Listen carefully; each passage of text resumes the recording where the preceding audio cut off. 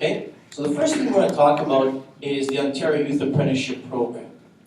And the Ontario Youth Apprenticeship Program is a program that provides students with an opportunity to engage in skilled trades while they're still in secondary school. And you can do that through your cooperative education program. And I'll get into a little bit more detail about the Ontario Youth Apprenticeship Program as we move forward. But you can actually do this while you're in secondary school. Okay? So, but what we're going to talk about mostly today is about yourselves, about women, and all the different kinds of opportunities that we have when we talk about being involved in different careers. And why is it that we oftentimes don't think about the apprenticeship career, the skilled trade career? So let's look at some of the statistics just for a few seconds, if you will. So in Canada now, maybe you don't know it, but now women are beyond 50% of the workforce in Canada. Years ago, it might have been 20, 25%, but now more women are working than men in our workforce. So you've gone beyond the 50%. So where are we? What are we doing? What kind of careers, professions are we involved in? So if we look, 3 to 5% of women are actually working in the trade. So compared to the 50% of the people that are in the workforce that are women, how many of them are actually in the trades? And we're saying about 3 to 5%. So that's not a very high number at all. But 40% of the tradespeople throughout Canada are going to retire within the next 5 to 10 years. So almost 1 in every 2 people within 5 to 10 years from now are going to retire from working in a skilled trade. And the average age right now of a skilled tradesperson is about 55 years of age across Canada. So you can realize, you can understand, in 5 years they'll be 60, in 10 years they'll be 65, and most of them will have retired from their profession, from their career. Now, the Conference Board of Canada also predicts that there's going to be at least over 1 million skilled workers needed in Canada by the year 2020. That's perfect timing for you. For anywhere in grade 10, grade 11, 2020 is about 6 years from now. You'll be about 23, 22 years of age, prime time for the skills shortage in Canada. That's a great opportunity for you to jump in and be involved in a career that is high-paying, well-rewarding, and very, very honorable. Skilled trades also offer higher than average salaries. That's a myth that we want to sort of destigmatize while we're here as well today. Most people think that when you're involved in a trade, that's why oftentimes women don't get involved in trades. They think that there's not a lot of money. The average skilled tradesperson in Canada makes 10% more money on average than the average Canadian in any other career they're involved in. So that's pretty good money. That's excellent money. And it takes just as long, if you didn't know, to acquire a certificate of qualification than it does to acquire a university degree or college diploma. If you want to become an electrician, for example, it'll take you about 5 to 6 years, just like going to college, just like going to university. The only difference is that when you're involved in a skilled trade, ladies, while you're learning, you're actually being paid. You're earning money. Those 4 or 5 years that you could be in university and spending $15,000 to $20,000 a year to find yourself and then graduate and realize that you're in the wrong career, well, if you were in a skilled trade during those 4 or 5 or 6 years while you're learning and acquiring your certificate of qualification, you're also earning money. That's very important as well. And we're highlighting today a lot of the trades in the construction sector. All right, you're going to see electrical, plumbing, carpentry, construction craft worker, the other areas, the auto service technician area that we're looking at as well. But if you look at Ontario alone, just in construction, just look at the government of Ontario alone is now leading over 1,200 construction projects across our province. Anywhere from highways, roads, bridges, schools, colleges, universities, hospitals, community centers, rec centers. So just the government alone is involved in 1,200 projects. Think about all the private companies that are involved. The Ellis Dons, the Acons, the Bondfields, all those huge companies, the PCLs, these huge construction companies, they have dozens upon dozens, if not hundreds of construction projects going on simultaneously, not only in Ontario, but throughout the province of Canada. Now, one of the things we want to talk about today before we move on is sort of, again, trying to demystify and destigmatize what some of the myths are. All right? And the very first myth we want to look at is jobs and skilled trades are not good for women. And that's interesting because the reality is that skilled trades offer women high pay, good benefits, flexibility, variety, rewarding work, and unlimited opportunity. And the facts are also that many benefits that you wouldn't get in another career, you certainly would get working in a skilled trade and technologies. And there's indisputable evidence to suggest that these jobs indeed are good jobs. And if you look in your package that you're going to receive when you go upstairs, you'll see there's over 156 different types of skilled trades that exist. And because you start with that skilled trade, it doesn't mean that's where you're going to end. You could, for example, start as a carpenter. And within 5, 6, 7 years, and we're going to hear people speak to us today, how they evolved into other areas, becoming instructors, becoming administrators, owning their own companies, starting with a specific trade, okay? The second myth we want to look at is jobs and skilled trades are not creative. Well, to me the word skilled means something. If you're skilled at something, that must mean you must be creative at doing something.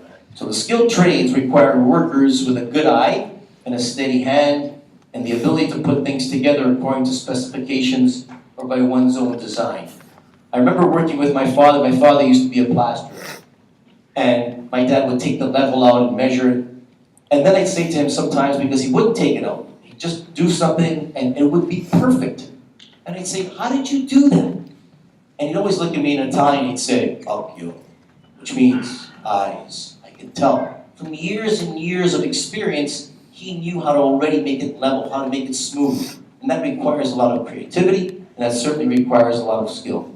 And it's also impossible to function within the trades if you're not a creative person. You have to build, you need to design, you need to fix, you need to create.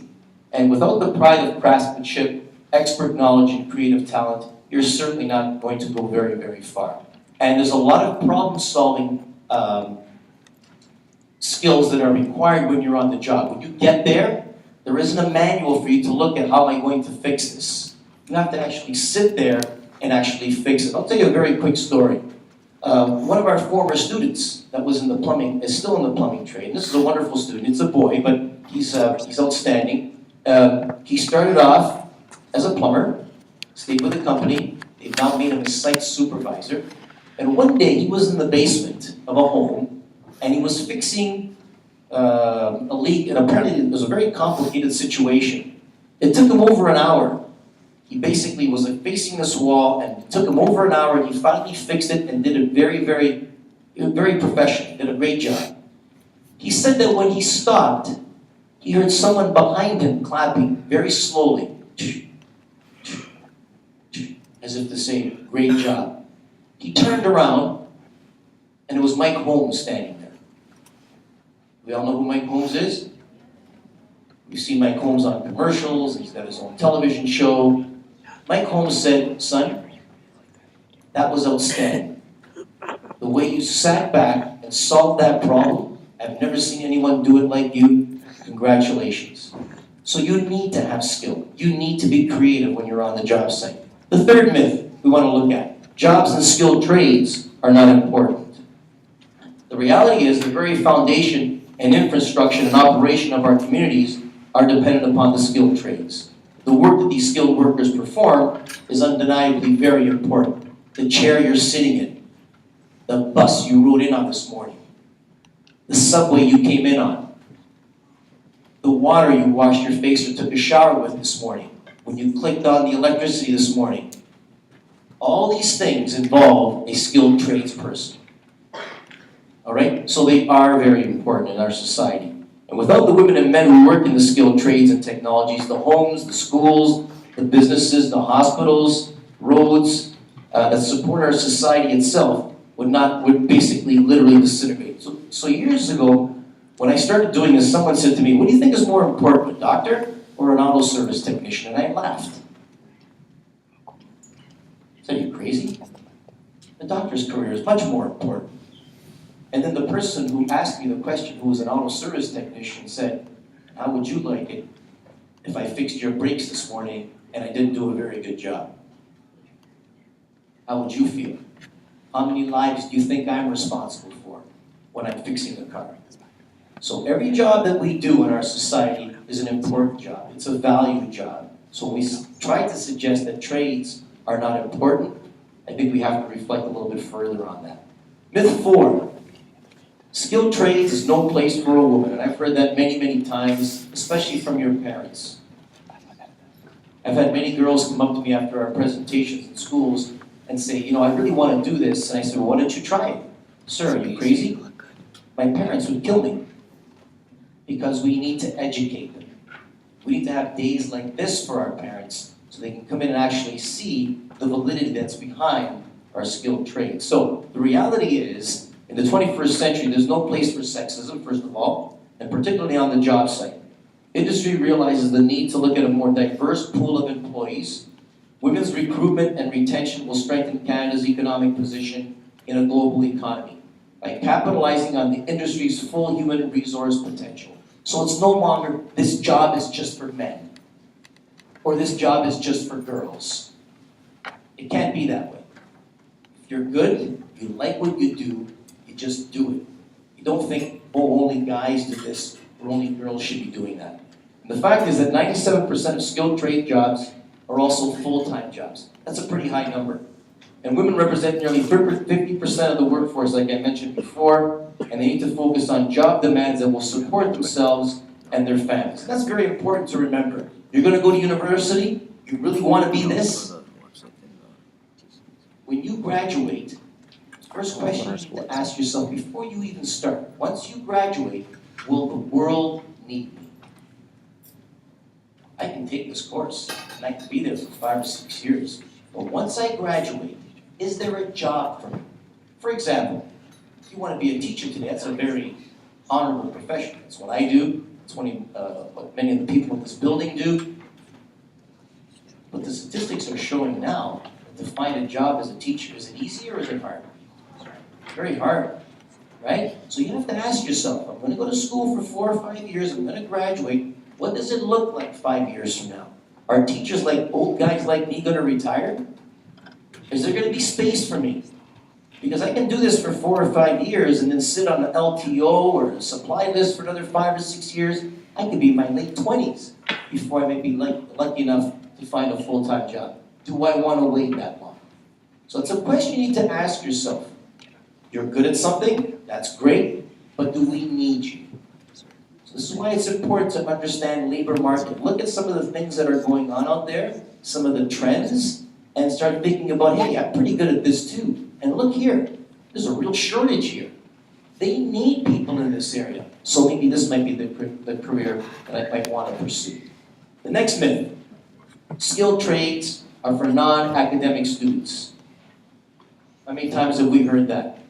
In order to work in the skilled trades, one needs to have a solid background in school-based skills such as math, analytical abilities, and literacies. The skilled trades person also needs to be imaginative, resourceful, and dexterous, and have the ability to figure out specifications and requirements in real-world applications. Our electrical students, for example, must have grade 12 math and must have grade 12 physics. So again, people seem to think that it's that grade 10 kid that drops out that gets involved in a skilled trade, and that's not true.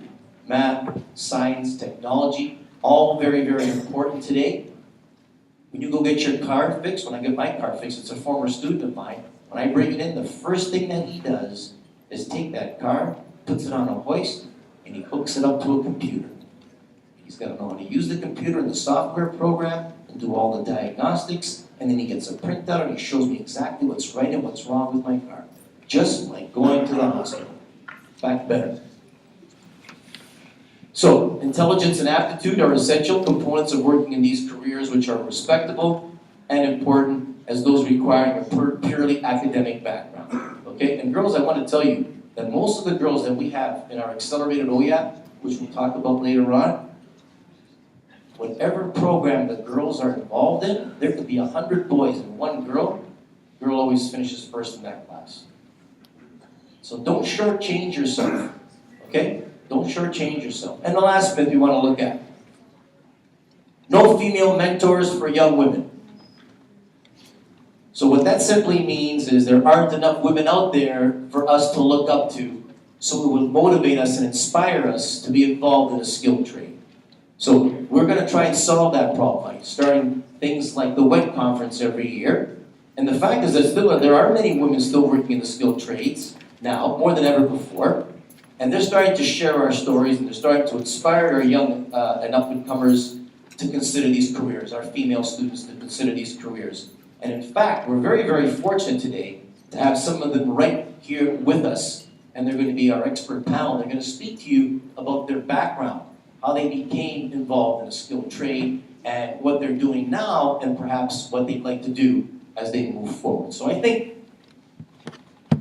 what we want to make you understand clearly is that careers are for everyone. When I was young and I went to a hospital, I never saw a female doctor. When you go to a hospital now, unfortunately my wife is in the hospital. You can say a prayer for her if you have an opportunity today. Almost every doctor that comes in to see her is female. I can tell you when I was at the school board, when I started 10 years ago with this position, when we had student success meetings, if there were 20 people around the table, 13, 14 were men, maybe 5 or 6 were women. Now if there's a meeting and there's 22, 23 people, it's about 17, 18 women and just 4 men. So girls, the times, they are changing. The opportunities are there for you. You need to be awake and alert to understand and to educate yourself and to say, maybe there's an opportunity for me that exists that's out there. Okay? Quickly, we'll talk about the accelerated programs. Can I do that before we bring out our guests? Okay, I think that's what we want to do. And then we're going to talk about the specialist high skills majors. The OEAP accelerated programs are primarily for grade 12 students. If you take co-op, they're primarily for grade 12 students. So these programs are for students. For example, you might be in grade 11 or 12, you're saying, I'm going to be a lawyer. I know I'm going to be a lawyer. I'm going to be an engineer. I know I'm going to be an engineer. So you're already taking courses that would lead for you to apply to a college or university to get involved in those programs. Okay? Some students that are in secondary school are saying, I know I'm going to be a chef. I know I'm going to be a hairstylist. I know I'm going to be a carpenter. So for those students, what we've done is we've created what we call OEAP accelerated programs. And what we've done is we've partnered with local colleges and local unions to give you a chance not only to be here in your school, but actually leave your school in a 4-credit co-op package, leave your school, this is during the second semester of your last year, and actually go to one of these fine places here and get your basic level 1 or get college credits towards your basic level 1 and towards your certificate of qualification. So these accelerated programs here are for those keen students that are in grade 12 that are saying, once I leave my school, this is what I definitely want to do. I don't want to just experiment, I'm serious about it. So we take the best students from across our board, we bring them in, we interview them, we take the best of the best, and we send them into a class. And when you're in that class, it's not like sitting in your grade 10 class, let's just say your grade 10 drama class, with disrespect to drama, because I taught drama for many years. But you're taking your grade 10 drama class, and you really love drama. There's a class of 20 students, and of that class of 20 students, 5 of you really like drama. The other 15 are there because they just want to get the credit and get it over with. Here, when you're in a class of 20 people, they're coming from across the city. They're there because they want to be there. So you're going to be inspired and motivated by the course, the program that you're going to be taking, but most importantly, by your peers who are experts. They want to be experts and they want to graduate from secondary school and they want to go directly into these programs right here. Okay? So we've got about 16, 17 different programs. Some of them are doubled up. Some of them, for example, you'll see the Baker, which is at Humber College and George Brown College. You see the electrical, which is at Humber and George Brown, and plumbing, which is at Humber and George Brown. We started with about When I came, there were about 5 accelerated OER programs, so we're up to about 17 now, which is great. All right? And more women are getting involved in these programs. You should also know about the Specialist High Skills Major. And that's a new program that's evolving within our school boards as well, our school board and all of the boards throughout Ontario. And it's a ministry-approved specialized program that allows students to focus their learning on a specific economic sector while meeting the requirements to graduate from secondary school. Okay, so it sort of eases your transition from secondary school to college or university or whatever you want to do post-secondary school by focusing on some of those things already while you're still in high school. All right? Some of the areas that we're already that we're covering, some of these are already in our school board. Things like sports and arts and culture, business, environment, non-profit, technology, information and communication, hospitality and tourism is very, very popular. So think about it. While you're still in secondary school, you start focusing on these areas because you know that, hey, I want to be a travel agent. So why am I taking grade 12 physics? My school has hospitality and tourism. So I'm going to start taking courses, bundled courses that relate to hospitality and tourism. So once I graduate, and I go into the area that I'm interested in, I've already got some good experience by being in that kind of program when I'm in secondary school. Okay? And the benefits that you would get in the Specialist High Skills Major program is that you customize your education, which is great, to suit your own interests. I never had that when I was in school. Develop specialized knowledge and skills.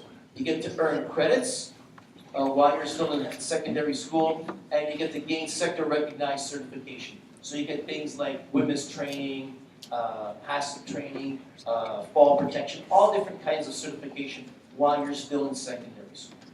Okay? Does Sue or Catherine want to say anything more about that, or are we okay with that? Just that a lot of your schools that you're coming from have Specialist High Skills Major programs. So if you wanted to know about from the skilled trades areas that are being represented here today, like in James Cardinal McQuagan, St. Mary's, Father Henry Carr, and Jean Danier, you have an excellent transportation program there in your schools. Here at Bishop Morocco, you have the construction and the arts and culture. And at Archbishop Romero, you have construction and sports. So there's lots of different opportunities that you can have with regards to your Specialist High Skills Major programming. So please talk to your guidance people if you're grade 9 or grade 10.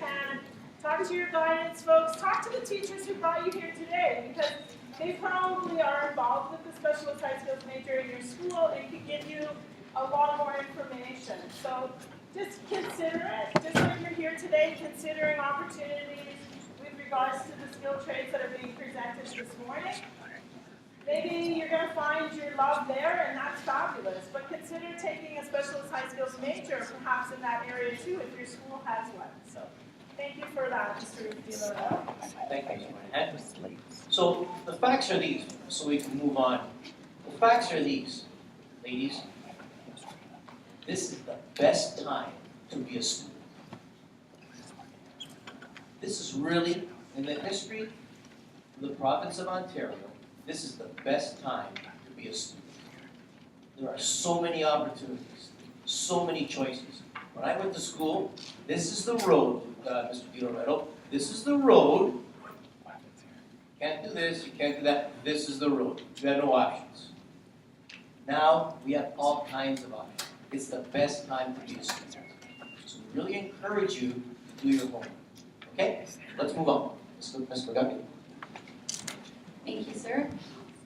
Ladies, I have the pleasure of being able to introduce the women that are going to speak to you that are actually in these fields and have the current knowledge. And they're going to speak to you about their journey into the trades.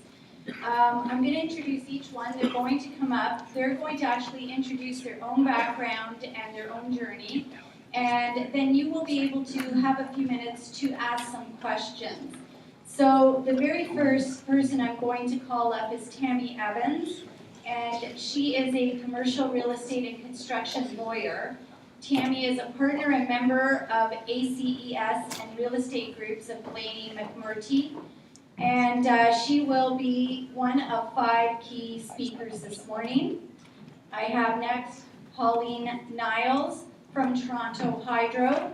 She is the supervisor of reactive maintenance at Toronto Hydro, and she's also the former president of Local 1. I have Victoria White, and Victoria is from Infrastructure Health and Safety Association, and she is an electrician. Please start keeping in mind your questions after you hear these fabulous women speak to you, because it will be important for you to be able to have the most up-to-date information. Our next speaker is Catherine Trickett. She is a carpenter with Local 27. Catherine is a former model and retail merchandiser who moved from Montreal to Toronto to pursue an apprenticeship with Local 27. And finally, we have Jamie McMillan, and I want to say a special thank you to Jamie. She's jumping in to take the place of one of our speakers who was very sick today and could not join us, and Jamie is with Local 736, the Iron Workers Union. Mr. DiLoretto talked to you about all of the myths, and in my own life, my sister-in-law went to Ryerson University to become an interior designer, but something was missing from her life, and she ended up running a flooring company. She is the head and CEO of the flooring company, making more money than most of us will ever know in our lifetimes, and that company was for fathers who did not think a woman should be running a company. That company is now a multi-million-dollar company that she is running, and the majority of her employees are men. She asked me last night, how many of your girls are ready to make the leap? So I'll be able to give her that answer after today. Ladies, I wanted to thank you very much for joining us in our first WENT conference, Women Entering Non-Traditional Trades, and you are the face for our girls in the board today. So maybe we could start from my left and work our way down.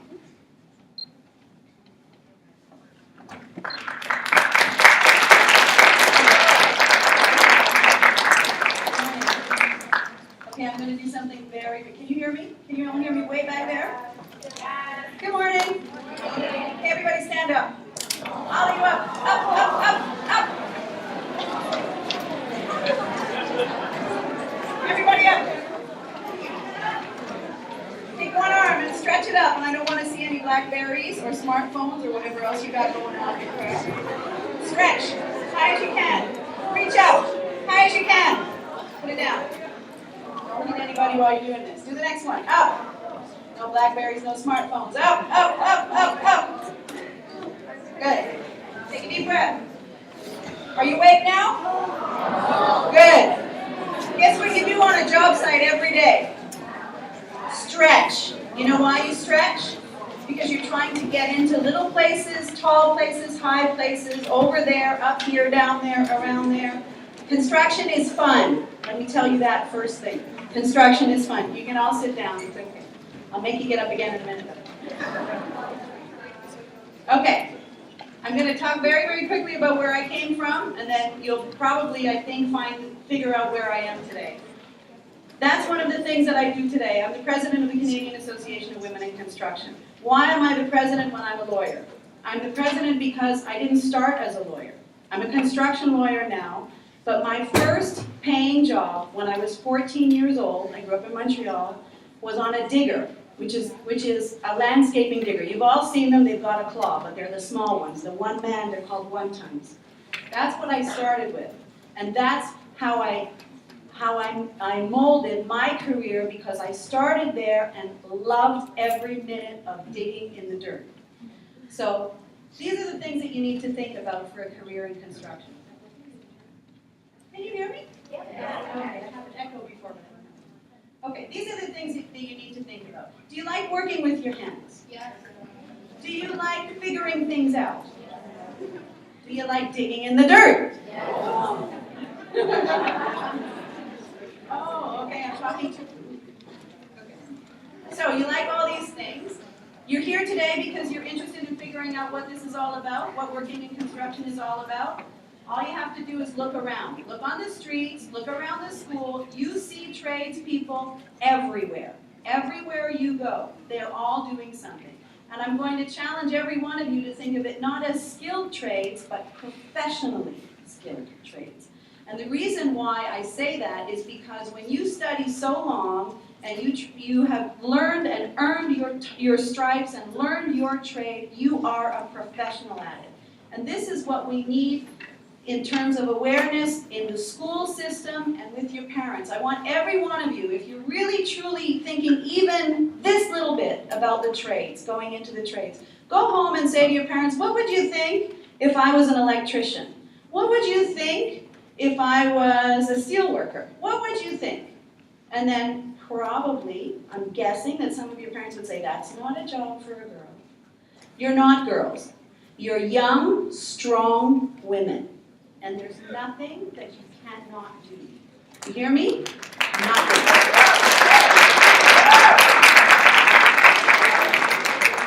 I don't think I need to say much more, but I'm open for any questions.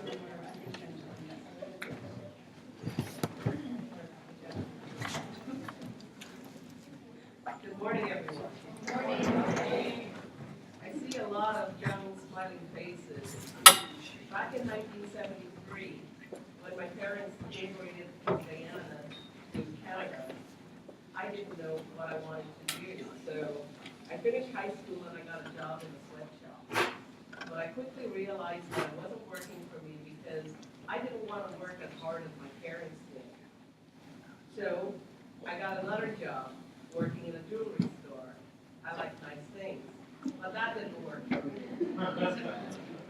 Because I couldn't afford to buy the jewelry in the store that I worked in because it didn't pay very well. So I decided I'm going to go back to school. Maybe I'll try the medical field. There's people getting sick all the time and I'm looking for a career where there is always going to be a demand. Well, I worked in the medical field as a medical technician for 5 years. Didn't like it. So I decided I'm going to go back to school again. And so I decided to go back to George Brown College. And at the time, the federal government and the Ontario government had a program called WIT, Women into Trades and Technology. So I took that course. I learned how to weld. I learned how to do many different things, carpentry work, electrician work. I learned little aspects of all the stuff. But in addition to that, I had what they call a skills assessment. And what that did was, someone did an assessment of all the things that I'm good at. So ladies, you're sitting in the audience today. You may not know, you do things every single day, and you're great at it. Don't ever let anyone tell you that there isn't anything that you cannot do. While I was going to George Brown College, I always see the people working on the street and I go, I can do that. So when I told my mom that I wanted to work at Toronto Hydro, she said to me, no way, all those men? And I said, Mom, don't worry, I'll find a husband real easy. So my mother, actually, I did end up getting a job at Toronto Hydro because I was persistent. I know that's what I wanted to do, and nothing was going to stand in my way. And literally, I phoned them about 50 times a day until they got fed up and they called me in for an interview. I started as a laborer at Toronto Hydro because in those days you started at the ground floor. And after 3 months, I saw this job up on the board. Well, I didn't have a lot of female mentors, but I had a lot of attitude and I had a lot of will and I had a lot of determination. And so the guys that I worked with, they were my mentors. Because I showed that willingness, they mentored me. Whatever you do in life, if you go with a good attitude and you go with a willingness to learn and you always do the best, people will show you how to get better. Always remember that, right? Yes, there is a lot of female mentors out there, but don't, discount the guys out there, because in my workplace, the guys are fantastic mentors. And to this day, I'm friends with a lot of them, and many of the guys who trained me, now I supervise them today. The very first guy that I was an apprentice under is one of the foremen I supervise today. So you can continue to work your way to the top, and your career will be extremely rewarding. So remember I talked about going, working in a jewelry store and not being able to afford to buy the nice things? With the trade jobs, now I am able to afford to buy those nice things. A career in the trades is extremely rewarding. It offers you stability as a female and job security that will last you your entire career. You never have to worry, what you're going to be doing tomorrow. And the trend of today is that there is many jobs out there, but there is not enough people to do the job. So there are jobs without people, and there are people without jobs. Which one do you want to be? People with jobs. Take a look at trades, and we have a booth. And feel free to come and ask me any questions, because Toronto Hydro is really a fantastic company to work for. We have a full apprenticeship program.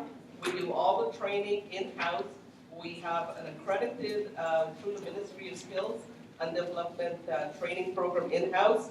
And you can start out in the trade, working in a cable chamber, working on the poles, or working in design, or working in our control room. And that's not the end of your career within Toronto Hydro, because it's so diverse in terms of different things we have within the workplace. You can actually move up within the organization.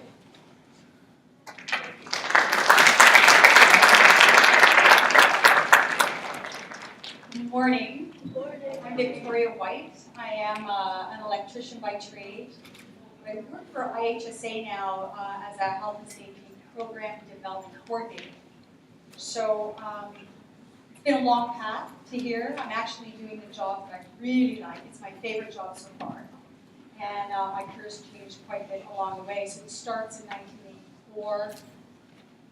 As you probably know, in any job, there's a lot of hazards, a lot of dangers, and we do lose a lot of young lives every year. And my path started in 1984 with a loss of life in job site. I ended up a single mom, 2 babies. And I had an OSSD, a grade 12 education, and a few years experience waitressing, and that was just not going to do it for me. I needed to find a career that I could be a financially independent single mom. So I thought, what a better field than to be a high school teacher. I'd have all their hours, I'd have their holidays, I'd have great pay. It was a great idea.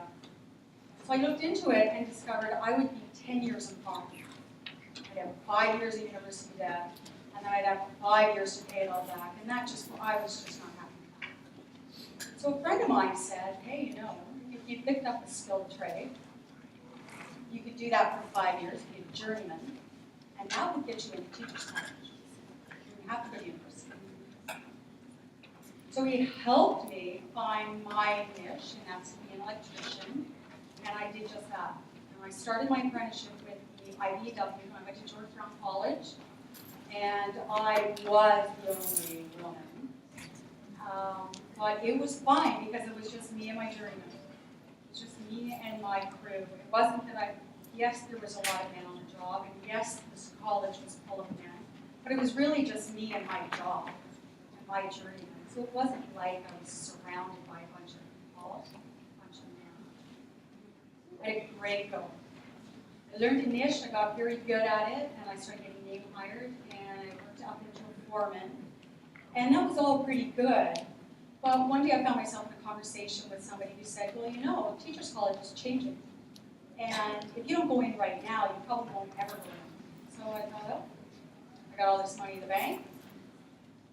Maybe I will. So I applied to Teachers College, and I couldn't believe it. I was actually accepted to University of Toronto. I can't even spell. Thank you. And I had a great go that 1 year at university. And I'll tell you, I learned more in my apprenticeship at college than I did at that 1 year at university. I was very disappointed. Thought I was going to go on university, fill my brain with all this knowledge. So I did teach high school, and I did have a good go at that as well. And I wrote a curriculum for the Halton Board of Education for the OYAP electrician program. It's very successful. 200 kids from the Catholic board and the public board apply into that one class, 20 kids a day, a year. So that was pretty good, but every day I would go home from teaching far more exhausted than I ever did after a day on the job with the tools. I'd work all day long, 12 hours a day in construction, and never be as tired as I was going home from a day teaching. And I discovered, after really thinking about it, what was going on. Well, I had a heck of a big burden. All those young people going out on job sites with no safety training, and it burdened me greatly. That's when I found IHSA, and after working with them and getting health and safety into our training programs, into my OYAP program, I thought that that was really the organization I wanted to work for. So I did get hired by them, and I've had a heck of a good go of it. It's a nice job. I get to use all my teaching abilities and background, my skilled trades background. I get to network with fantastic people. It's really the job of my lifetime. So I would say that the skilled trades certificate you get after you do an apprenticeship is like a big key that opens up many, many doors. So you start off thinking, what am I going to do for the rest of my life? Dream big. And then don't discount all of the avenues and opportunities that will come your way. Because if you have the right intention, they will come to you. Your opportunity will find you. Skilled trades is a great place to start.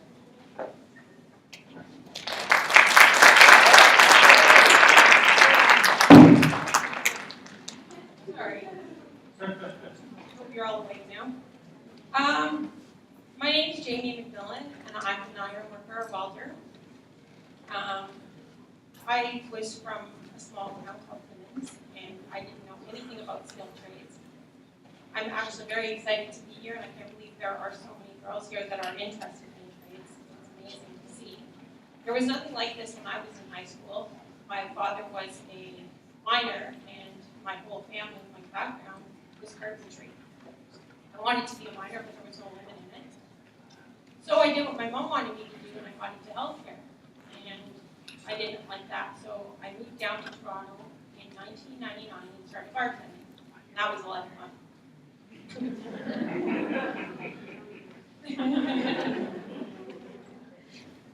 So then, I moved to Hamilton in 2002 and ran into somebody that I knew from high school. She was actually my high school nemesis. I'm going to give her credit for this. She told me that she was an iron worker, and I didn't know anything about it, so I went home and I looked it up, and it sounded amazing. So 3 months later, I decided one day I was going to walk up to the iron workers union and call me and apply. And I did. And I got a letter in the mail a couple months later to go write a test. So I did that. And I got accepted, and I knew nothing about iron work.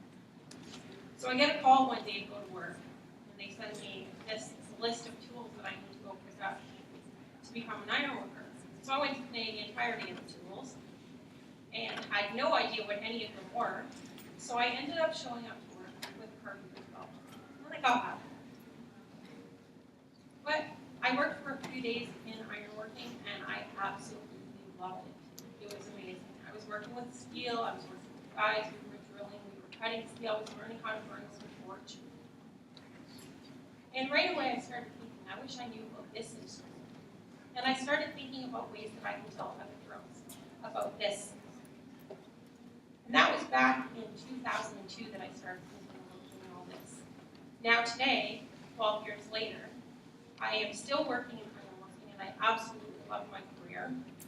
I actually went through the Construction Health and Safety Association, and I became a joint health and safety rep, so I've worked in management safety. I've been a foreman.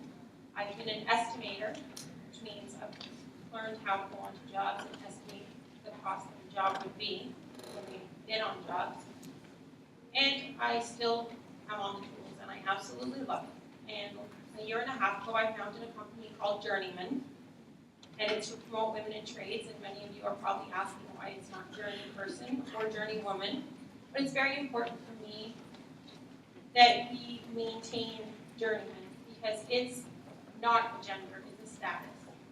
And it's a status to be very, very proud of. If you can reach your journeyman status and get that certificate of qualification, then that's something to be very, very proud of. And now my company, Journeyman, is supported by 14 different building trade union organizations. There's 60 different apprenticeships within them, and there's something for everyone.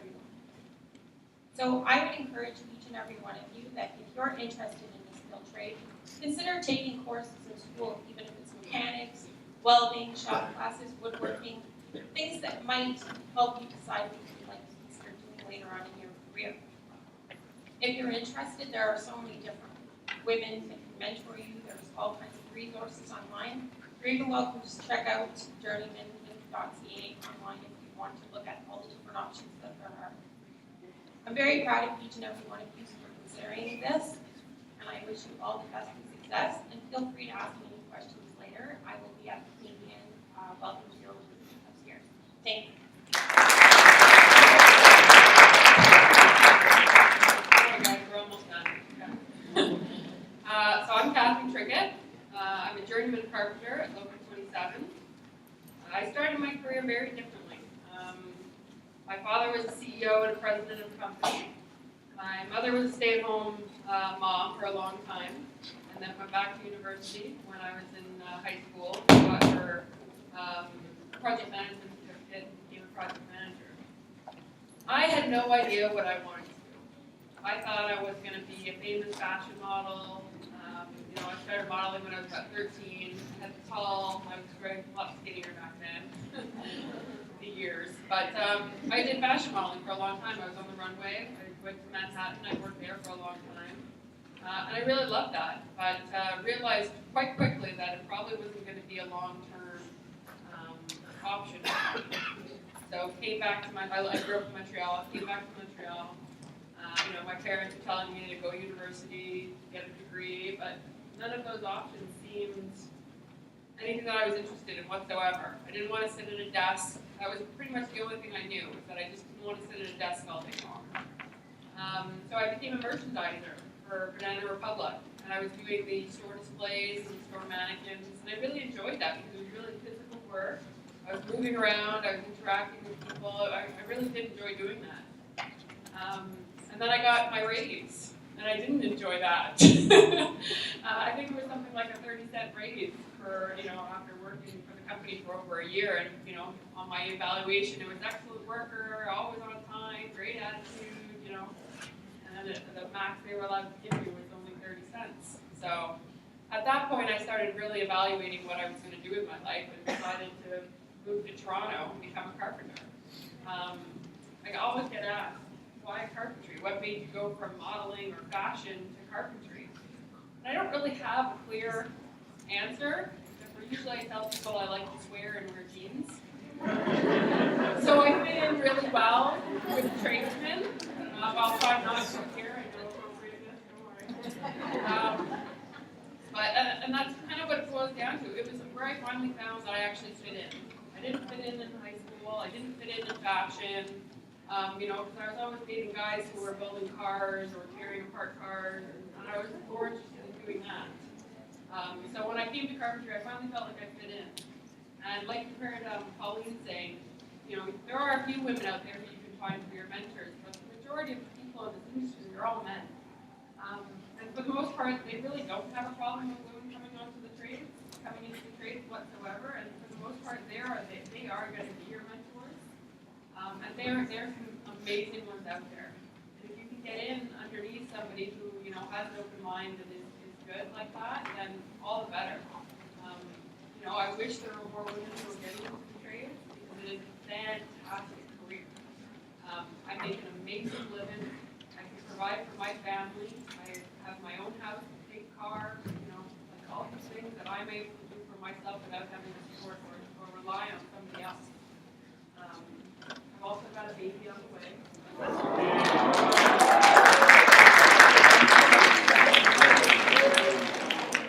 Things that if I had continued in retail that maybe not have been able to do. I would maybe not have had a nice house or a nice car or a nice, stuff that I want. I often joke that I wear, my steel toe boots and my jeans, but I can just say that my steel toes are protecting my pedicure. I can still be a woman, outside of work. When I go to work, I'm a worker, and that's who I am. I don't define myself as a woman or a man in the men's industry. When I go to work, I'm a worker. And I'm just like everybody else. I dress like everybody else. I act like everybody else. And that's what's done me really, really well. And I've been quite successful in my career so far, and that's the big thing. You can be who you want to be. You don't have to be a stereotypical, mold of what construction worker is. You can be whatever kind of person you want to be. Just have that feeling within yourself to be confident there, and you can really make a great goal of it. The OYAP program that within the school board is a fantastic program. Right now at our training facility, we have this year's guys who are there, who just started this week actually, who are in, and they're doing their 8-week program. At the end of that, they can go into earning pretty much $18 an hour right away outside of high school. Where are you going to earn that kind of money? And that's as a first-term apprentice going in. That's carpentry, but I believe all trades are pretty much in line. Where you're earning about $18 an hour right away. When you become a journeyman carpenter or a journeyman electrician or plumber, you're up at like $36 an hour. Plus, you're getting your benefits and your pension and all this kind of stuff on top of that. You take home a lot more. You're actually earning a very, very good wage. A lot more than you would, potentially if you go to a university. I'm not knocking university. A lot of the guys I work with all have university diplomas in various fields, but can't get a good paying job. The entry level is like $40,000, $30,000 after getting a university degree, which you barely pay off your loans sometimes with that. So a lot of those guys come to the trades afterwards and go, well, no, I can make a lot more money in the trades than I can in this field. And at the end of the day, they can turn around and say, I built that school. I built that car. Whatever the trade is, you turn around and say you did something. It's an amazing feeling. I renovated that house. I installed all that plumbing. I did the structure for that building. That's one of the things you'll hear from any tradesperson is that they have a huge job satisfaction. At the end of the day, they can turn around and see what they've accomplished that day. And that's a really, really good feeling. So I'll be here if you guys have any other questions. I know it's good about it. So,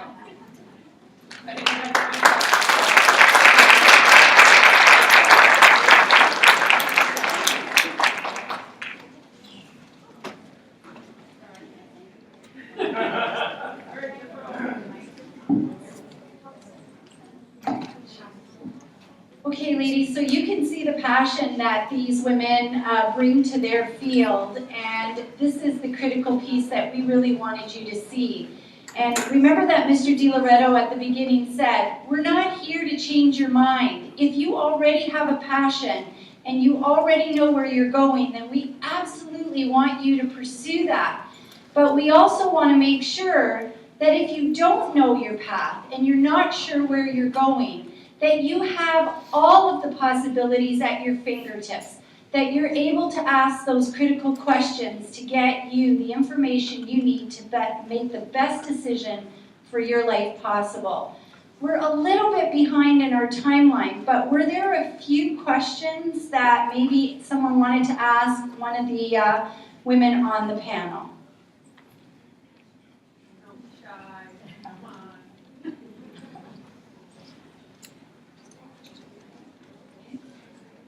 Okay, I bet you they're going to come. These are, oh, I'll start off. all right. I think one of the questions that some of the ladies might, one of the first questions they may be thinking about is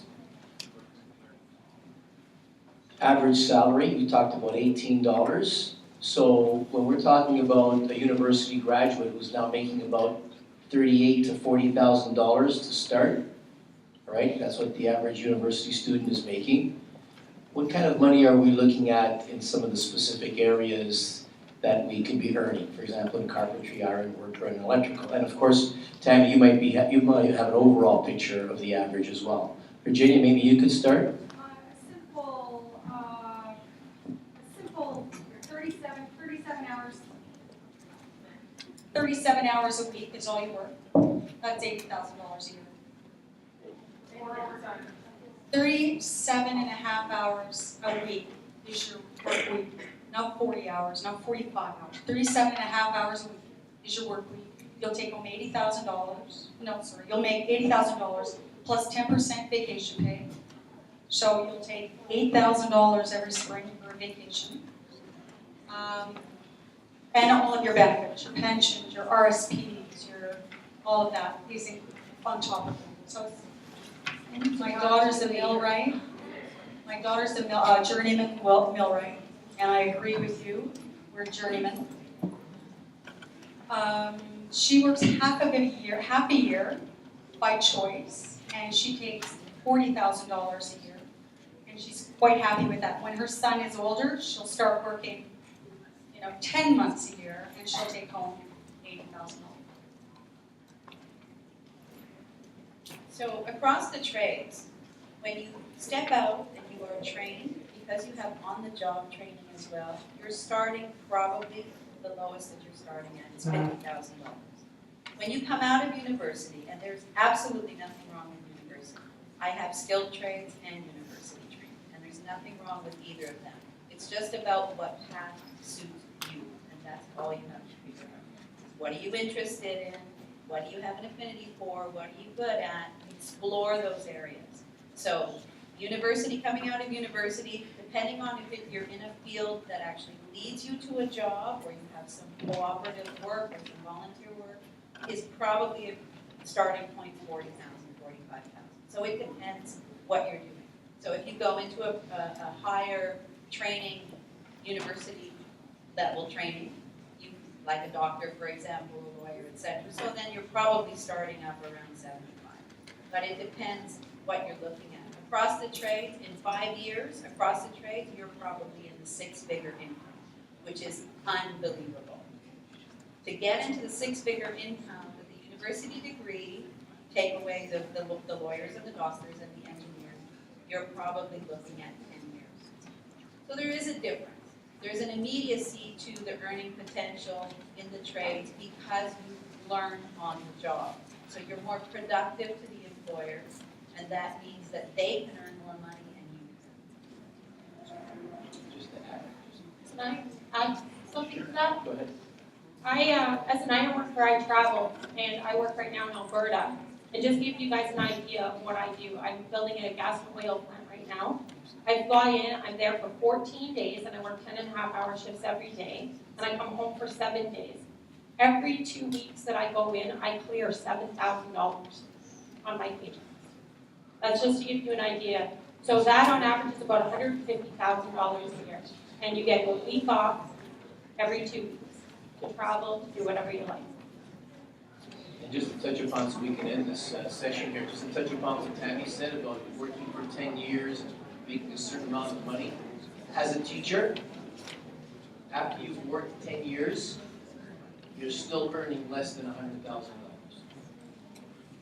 Maximum a teacher can earn is $94,000 after 10 years. So after 10 years working in a trade, you're making well into the six figures. Okay? Ladies, on behalf of everyone here, we'd love to thank you very much.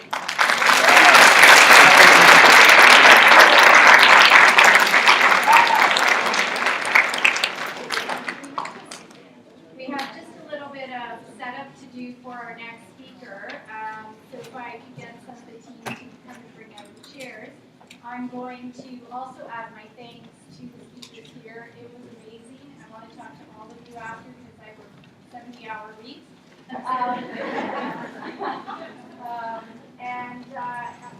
I am so thrilled that you were here to be part of this because as a board, we pride ourselves on being able to do whatever we can for our students. So you made this happen for us and for the girls in our system. So thank you very much.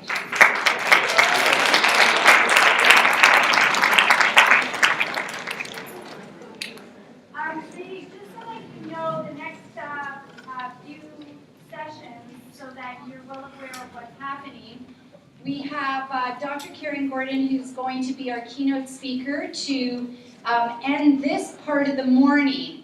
Then we're going to take you as a group upstairs where there will be lunch provided for you. But there is also, I believe, 16 to 17, 20 booths of companies upstairs ready to speak to you and give you current information and to answer your questions. And hopefully you will be able to engage in conversation with those people.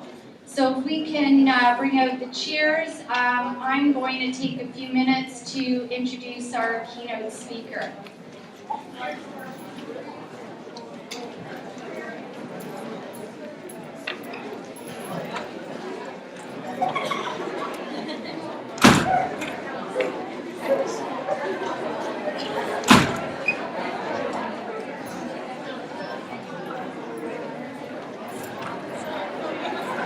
Ladies,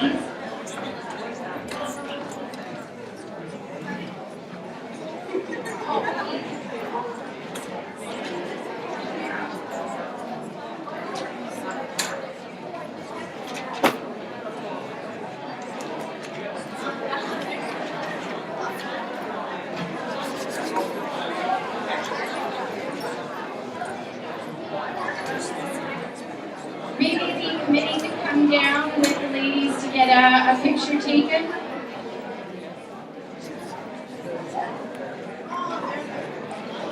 Dr. Karen, are you almost ready?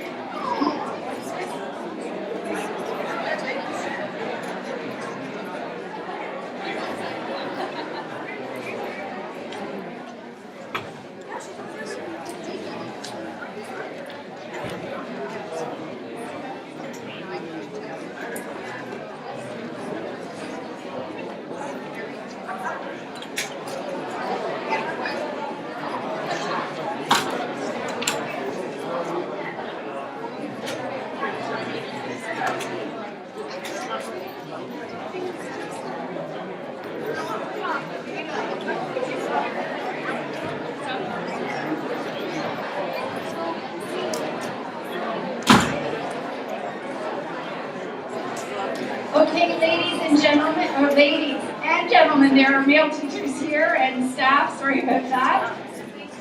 So,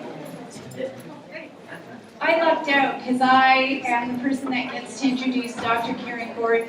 And Dr. Karen Gordon and I met about 5 years ago, she doesn't remember.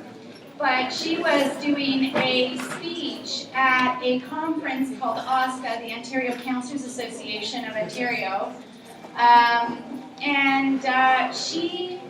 That presentation that day triggered something for me, and the skills that she talked about had me pursuing her book and her tapes around relationship building. And I think for weeks, maybe months after that conference, I listened to those tapes in the car. So she is a very dynamic speaker. We are exceptionally lucky to have her here this morning to speak with you. Dr. Karen Gordon is one of North America's leading relationship parenting experts. She's a best-selling author. She's a media personality, a motivational speaker, and the founder of her own company, DK Leadership. Her mission is to inspire people to dream their best life and to learn the tools and do it. She's very passionate about the message that she's going to bring to you this morning, and I wanted to thank you for taking us up on our request and participating in our very first conference for girls. Thank you.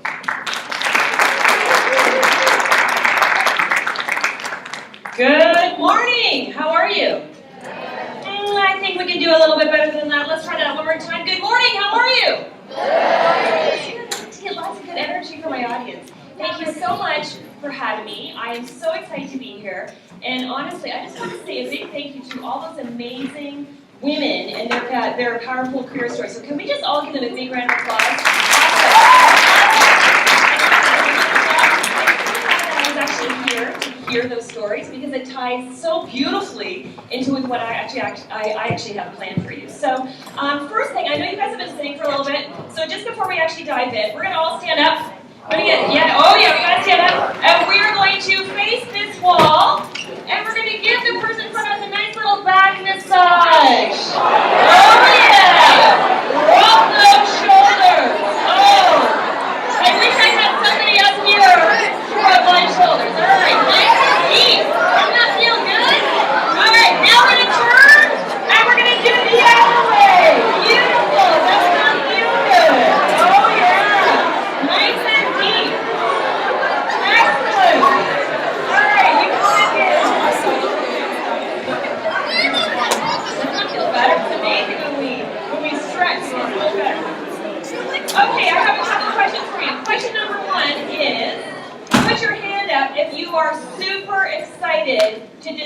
discover with what your dream career is going to be? Put your hand up. Yes, awesome.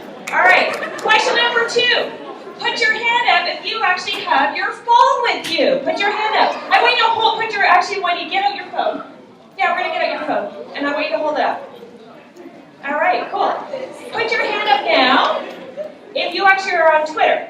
Keep your hand up. Okay, so here's what you're going to do. I love to incorporate social media when I speak, so if you're on Twitter, I want you to follow me. And here's what we're going to do. I know, this is going to be totally correct, right? I want you to follow me, and then what you're going to do is you're going to tweet questions as we go through the presentation. We're going to be doing a live Q&A at the end, but actually I love to actually be doing questions on Twitter as well. Actually, it's a lot of fun, I think. So here's my Twitter handle.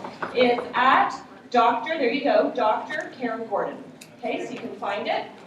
And hopefully you can find it. And hopefully I'll be able to get the tweets. Sometimes I was speaking at an event last night, and for whatever reason, the tweets, we weren't able to kind of connect, so I wasn't able to get it. So hopefully, anybody having problems can find it? Beautiful. All right. So I'm going to share with you, I'm so excited. I'm going to be honest with you. I have never given the presentation I'm about to share with you today. Nobody else has ever seen it. I've been doing professional speaking for 15 years. And usually when as a speaker, you try something out and then you tweak it and you try it. And I'm going to be honest with you, I'm a little nervous because I've actually never given this particular one, but I'm so excited to do it, and I'm so excited that you're going to be my first audience actually to hear it. So what we're going to do is I'm going to share with you my philosophy around actually discovering your dream career. So I've been working with young people for coming up on, well, I'm not even going to tell you, it's many, many years. I've been working with young people for many, many years. And I'm going to share with you my philosophy around careers and developing your own dream career. I'm also going to be sharing with you my own career story and how I ended up working with the trades. So I've been working with the trades over the last 5 years. I'm going to explain to you how that actually ended up happening. And most importantly, I'm going to be sharing with you how you can take all of this and actually apply it for yourself. So first thing I need is I need 4 volunteers, and you're going to be actually helping me describe this. So it's super easy. You don't have to even speak. But I just need 4 people to come on up. Beautiful, right there, come on down. Let's give her a big round of applause. Come on, yeah, all right. Beautiful, you, right there, yes. She's like, great. Was that you putting up your hand or your friend? Was your friend putting up your hand? You're cool? All right, good. All right, so we got 1, 2. Good, come on down. All right, give her a big round of applause. All right. Okay, ladies, so we're going to sit in one of those chairs. And actually, I realized, okay, oh, there we go. Okay, so you're in the chair. All right. So on the chair, there is actually a piece of paper. So here's what we're going to do, is I'm going to share with you, this is my philosophy. When you actually start thinking about dream career, this is my philosophy. And I love to give something as a visual. Put your hand up if you are a visual learner. Me too. I'm a visual learner. So this is going to be my visual. Okay, so the first thing, I want us to kind of visualize that we're on some kind of field, a soccer field, a football field, we're on some kind of a field. We're over here, okay? So I want you to visualize for me that I'm on some kind of a field. Here's the line, and my first thing what I'm trying to do is I'm trying to figure out what exactly is going to be my dream career. So the destination, you're the final, you're the goal, all right? You're like at the end, you're the goal. So on your piece of paper, I want you to write really big, dream career destination. Write it really, really big. So not only she's going to be doing that. Okay, so here's my philosophy around, as I worked with hundreds upon thousands of young people, worked in all kinds of different industries, I realized that there's a bit of a formula to figure out your dream career. I want to kind of explain to you how this actually works. So I'm over here, doesn't matter if I'm 15 or 25, doesn't matter. I'm over here, here's the line, I'm trying to figure out what is my dream career destination. What I've realized as I've worked with young people is that there's 3 obstacles that are blocking a lot of us from trying to figure it out. So I'll share with you what I have found talking to hundreds of teens, but I'm curious with what you think. What do you think is blocking us today? Whether male, female, young or old, doesn't matter, but what do you think is blocking us from actually achieving and figuring out and identifying and discovering our dream career? What's your theory about this? What do you think? Yes? So we have no experience in anything. We have no experience. We don't really know. We don't know what we like. We don't know what we're passionate about. So you're going to write that down. Don't know our passion. We don't know our passion. So it's totally like, and I want you to write it really, really big. Okay, so that's one big obstacle. You're right. Okay, what else do we have? We have to understand what's going on, and then I'm going to give you a strategy plan to actually figure it out. Somebody else. Yes, what do you think? Influence of other people. Yes. Okay, what else? I would totally agree with that. What else? What else is blocking us? We have to understand, we've got to understand actually how this works. Anybody? Yes, sir, the far back. Fear of the unknown. Fear of the unknown. Okay, great. So you are going to write fear in really, really big words. You're going to write fear. And I find it's not just fear, there's massive anxiety. There's massive anxiety to the point that, you know what part of the problem that we're actually facing in our culture today is that there's too many choices. Do you know how many young people say to me, Karen, there's too many choices? And you know what happens when we have too many choices? We freeze and we become paralyzed. So I totally agree with that. So far, we've got a couple obstacles, but what's the third one? This is really, really, really important, this third obstacle. What do you think? Yes, what do you think? What's our third obstacle? We don't have the resources. More specifically, we don't know the market. So put that down. Don't know the market. Really, really big. Don't know the market. So what I found actually as I've worked with young people and I've worked with industries, that we may all want that final destination, but there are three big obstacles that are blocking us. We don't know ourselves. We don't know what we're really passionate about. We've got tons of fear and anxiety, and we don't know the job market. But here's where it gets kind of exciting. Is if we understand this, if we understand it's almost like a bit of a game. It's like a game of chess. If we actually understand these three different obstacles, it also means we can figure out three very simple solutions to fix it. So if one of my obstacles is I don't know myself, what's the solution? Get to know yourself. So flip your piece of paper, yeah, there you go, and nice and big, know myself. That's going to be strategy number one. If I don't know the markets, what's my solution? Know the markets, study the markets. That's going to be your solution. If I have a lot of fear and I've got a lot of anxiety, what's the best way to actually deal with that? You face it. The only way you shrink fear is to face it. The only way you can really deal with that, you're going to write develop yourself. Nice and really big. And so what the cool thing is that if I'm over here and the line is right there and there's three different obstacles and I want to get to that part over here, this is the final thing. When I was your age, I used to think there was one stop. That's what I thought. I thought there was one destination over there. But you know what I've discovered? Is that it's not a dream career destination. It's a dream career evolution. So that's what I want you to put on your sheet. So flip it over. Dream career evolution. Listening to those career stories was awesome for me because you can hear how their careers evolved.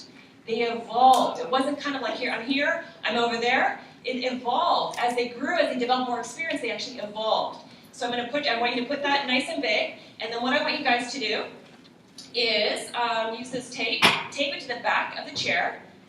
So if you can actually do that, perfect, tape it to the back of the chair. And we're going to be using this as a visual, as I actually share with you my career story and how this was helpful, but most importantly, how you can actually use this yourself as we actually kind of go through it. So we're going to, that's beautiful, that's great. And we're going to pass the tape over. And since you're up here, while you're taping that as well, I didn't actually even ask your name. So your name is? Natasha. And where are you from? Oh, Father Garden. Okay, let's give Natasha a big round of applause. Thank you, Natasha. You go back to your seat. All right, pass the tape along. Okay, great. Come on over here. And your name is? And what school do you go to? Monsieur. All right, let's thank Summer. Thank you. You go back. Beautiful. All right, and that's great. You can get the tape there. Oh, you're already ready? Oh, that's okay. That's perfect. Yeah, that's perfect. That's perfect. That's great. Okay, so you pass the tape along. Beautiful, and you are? Stephanie. Stephanie, what school do you go to? Archbishop Romero. All right, let's give Stephanie a round of applause. There you go. All right, good. And she's taping it up, and this is going to be our visual, so we can actually understand what we're going for, but also what the solution is to actually get over there as well. And she's just finalizing the tape. Excellent. Okay, beautiful. And your name is? Hi, Cheryl. And what school do you go to? Boston. Woo! Wonderful! Let's give a big round of applause! All right. Okay, so what we're going to do is we're going to flip it over on the solution part. So we're going to get to know our three solutions. Okay, so here's what I'm going to share with you. I'm going to rewind the clock, and I'm going to share with you my career story, how this all kind of helped me, and how I actually ended up working in the trades. So I'll give you a little snapshot. So let's rewind the clock. So if I was in high school, if you had asked me, and I'm 15 years old, and somebody said to you, Karen, what do you want to do? All I knew is that I was interested and passionate about psychology. That's it. I didn't know what that job was going to be. I had no idea. All I knew is that my passion, my interest was actually psychology. I had a passion for people. I had a passion for helping people, and that's it. So that's what I know. But I had no idea about the job market. I had no idea if there was jobs in it. No clue. And I had a lot of fear. Okay, so but this part I knew. I knew that I had an interest, a passion for actually psychology. But I didn't really know what that was. So I go to university. Like everybody in my high school, I go to university. So I go to university and I get my degree in psychology and I graduate. And I graduate with a lot of student loans. And then I discover something, gosh, you don't get hired with a degree. During this time, there was actually a massive recession.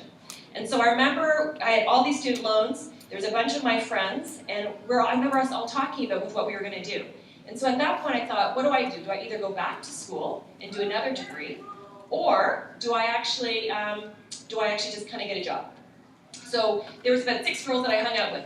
The other 5 girls, they decided that they would stop school at that point, and they actually went off and they got jobs in retail, simple jobs in terms of secretarial, things that they were totally not passionate about, but it was some kind of money. I decided I would actually go and actually do another degree. So I did a master's in counseling. But I still did not know the job market. I knew nothing, okay? Honestly, I knew nothing. But I knew that I was interested in it. There was something about that was actually a draw for me. So that's what I did. So then what happened was, I was living in Aurora at the time, and a family doctor in my town heard about me, and he had asked me to set up a counseling practice within his medical center. So I started up my practice, but I'm here, okay? I don't really have much job experience at all. I'm super young at the time. I'm in my early 20s. I've got all these degrees, but that's pretty much it. But then all of a sudden, this was the first time in my life that I realized the power of this. This is a very powerful piece. I never even thought about job market, what's the need, I never thought about that. But this was in my early 20s, I've got these degrees, I'm working this practice, and I'm thinking, who's going to be my clients? I don't even know how to even do it. I don't even know how to even do this.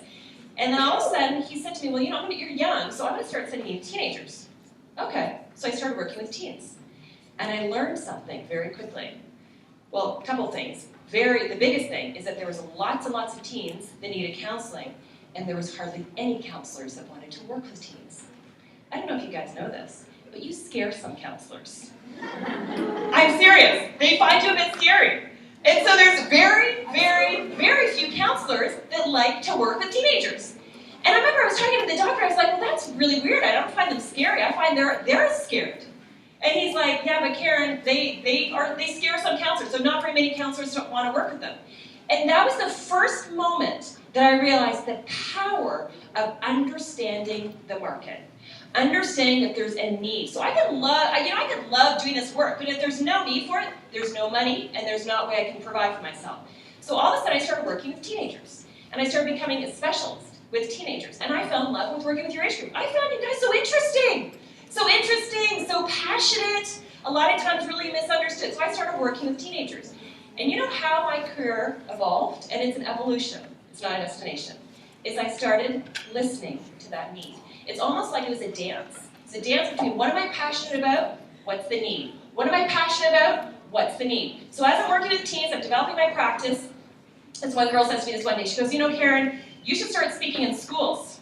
We don't have good speakers in our schools. I thought, okay, so I'm hearing a need. It's almost like you're training yourself how to pay attention to this. So I was like, oh, okay. She's like, you should start speaking in schools. I'm like, okay, so I decided to start speaking in schools.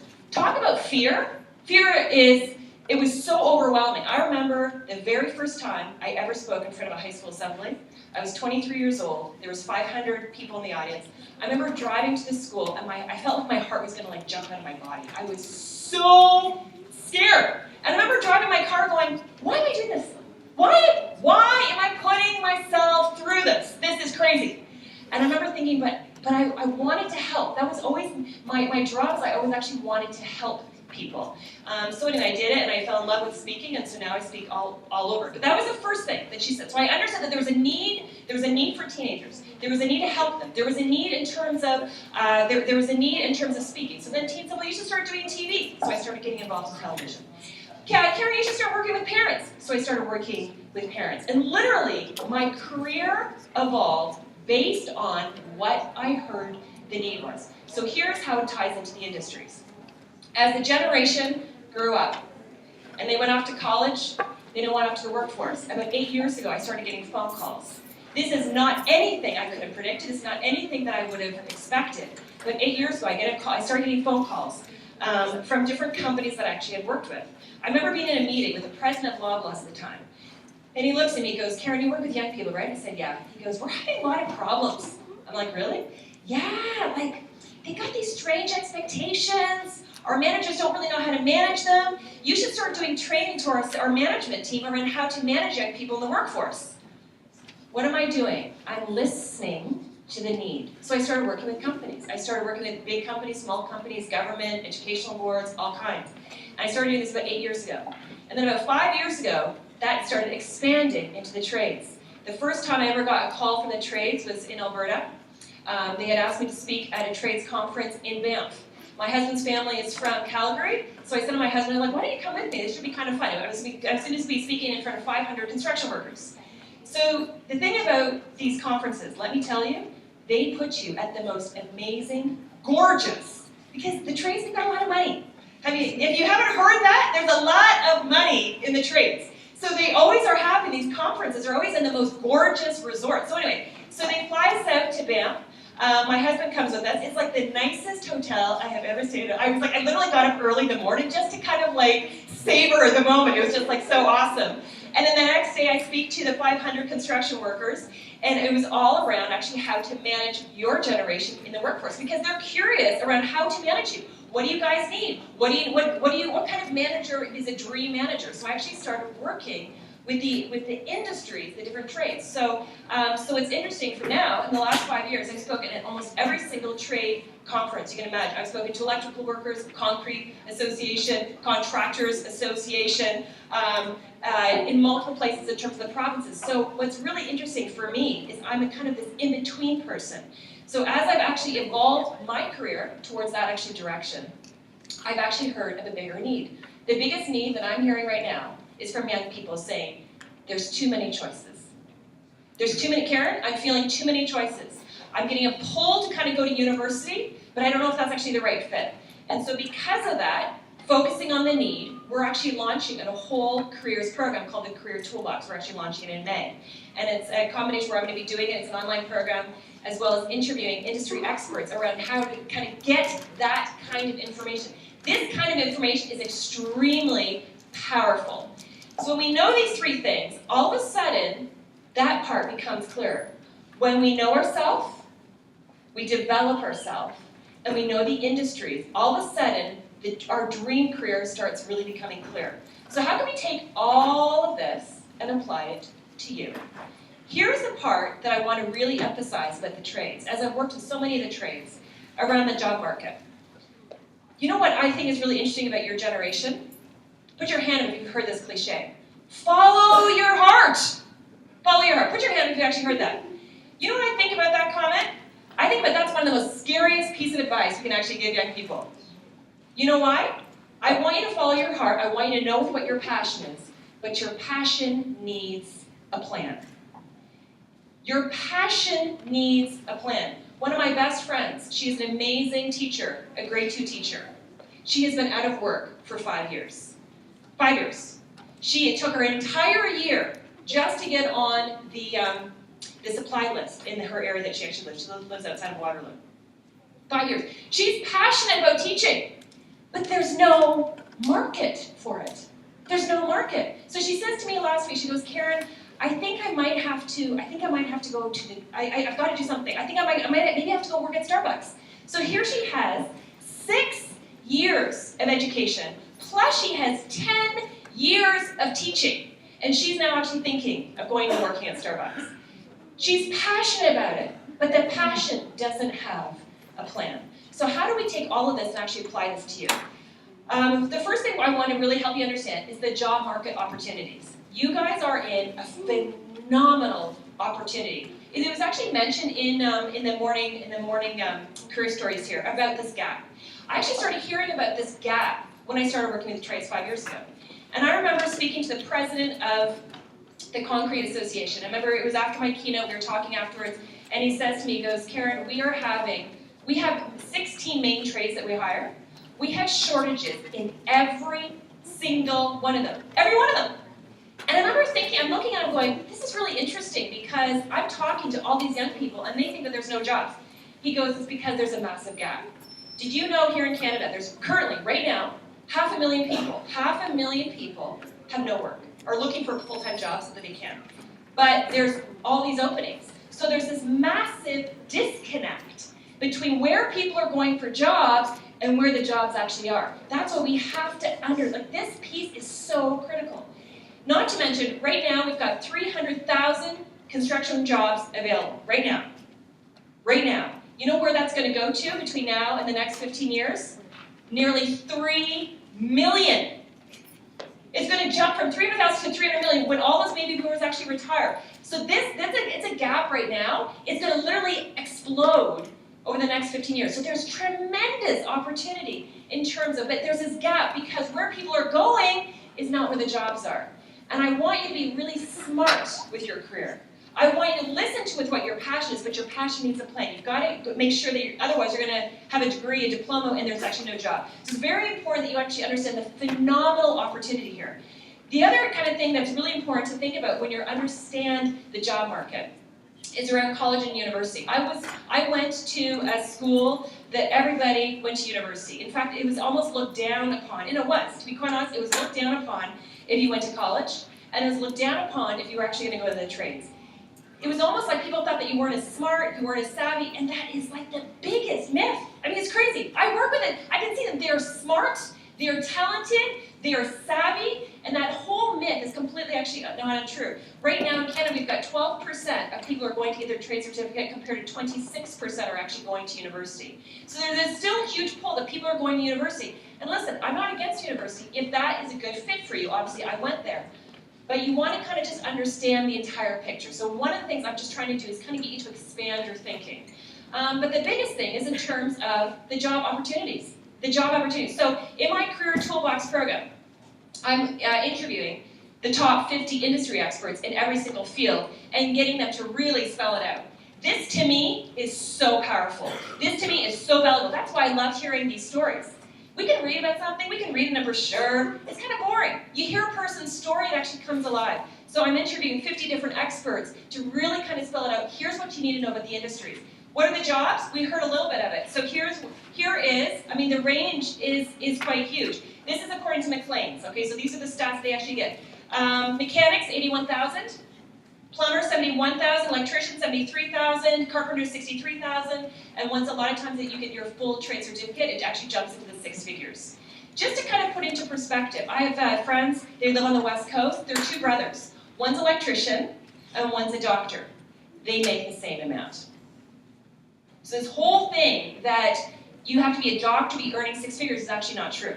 It's actually not true. So there's tremendous opportunity. One of the experts actually I'm interviewing for my program is Brian Balmer, who is, some of you might know who he is. He has a show called Leave It to Brian. He's kind of a bit of an HGTV superstar. He produces his own TV, but he's a construction worker. So he's one of the people I'm interviewing, which I'm really excited because his story is he was actually born and raised in a fairly privileged family. He went to a private school. He was kind of pushed to kind of go into university, came out of university and thought, you know what, this is totally not for me. Went into the trades, now has a very successful construction company. Then he got into television, now he's producing his own TV shows, and he's doing extraordinarily well. He loves to go into schools and completely blow up this whole myth that you won't be wealthy or you won't be smart or there's no jobs around this whole thing around people think about the trades. He really is a huge advocate for the trades. So there's huge opportunity for you, huge. And this is a huge piece. I want your passion to have a plan, so that's really important. So how do you actually figure out your passion? Well, there's a lot of different ways you can actually do it. One of the best ways, I think, is co-op. I've been recommending co-op for years and years. I love co-op. I find for a lot of us, we don't really know what we're passionate about until we try something. Do you like to weld? Do you like to carpentry? Do you like electrical? How would we know? Really, how on earth would we know unless we try it? Co-op is an amazing place for us to try new things. We try new things. I had a co-op student years ago. She thought she wanted to get involved in television. So I was producing a show at the time, so she came and did her co-op placement with me. After a week, she pulls me aside. She goes, Karen, I got to talk to you. I said, okay. She goes, yeah, I think I'm gonna quit. I'm like, oh. I'm like, why are you gonna quit? She's like, yeah, this just isn't really for me. I thought, you know what, when I thought about producing TV, I thought I was gonna be like doing something on air. I'm like, yeah, that doesn't really happen. Producers are behind the scenes. She's like, yeah, well, it's been good learning for me. And it was actually good when we actually did our little debrief with the co-op teacher. The teacher was great. And I said to her too, I said, to me, this has been a success then. Because you discovered what maybe you don't like.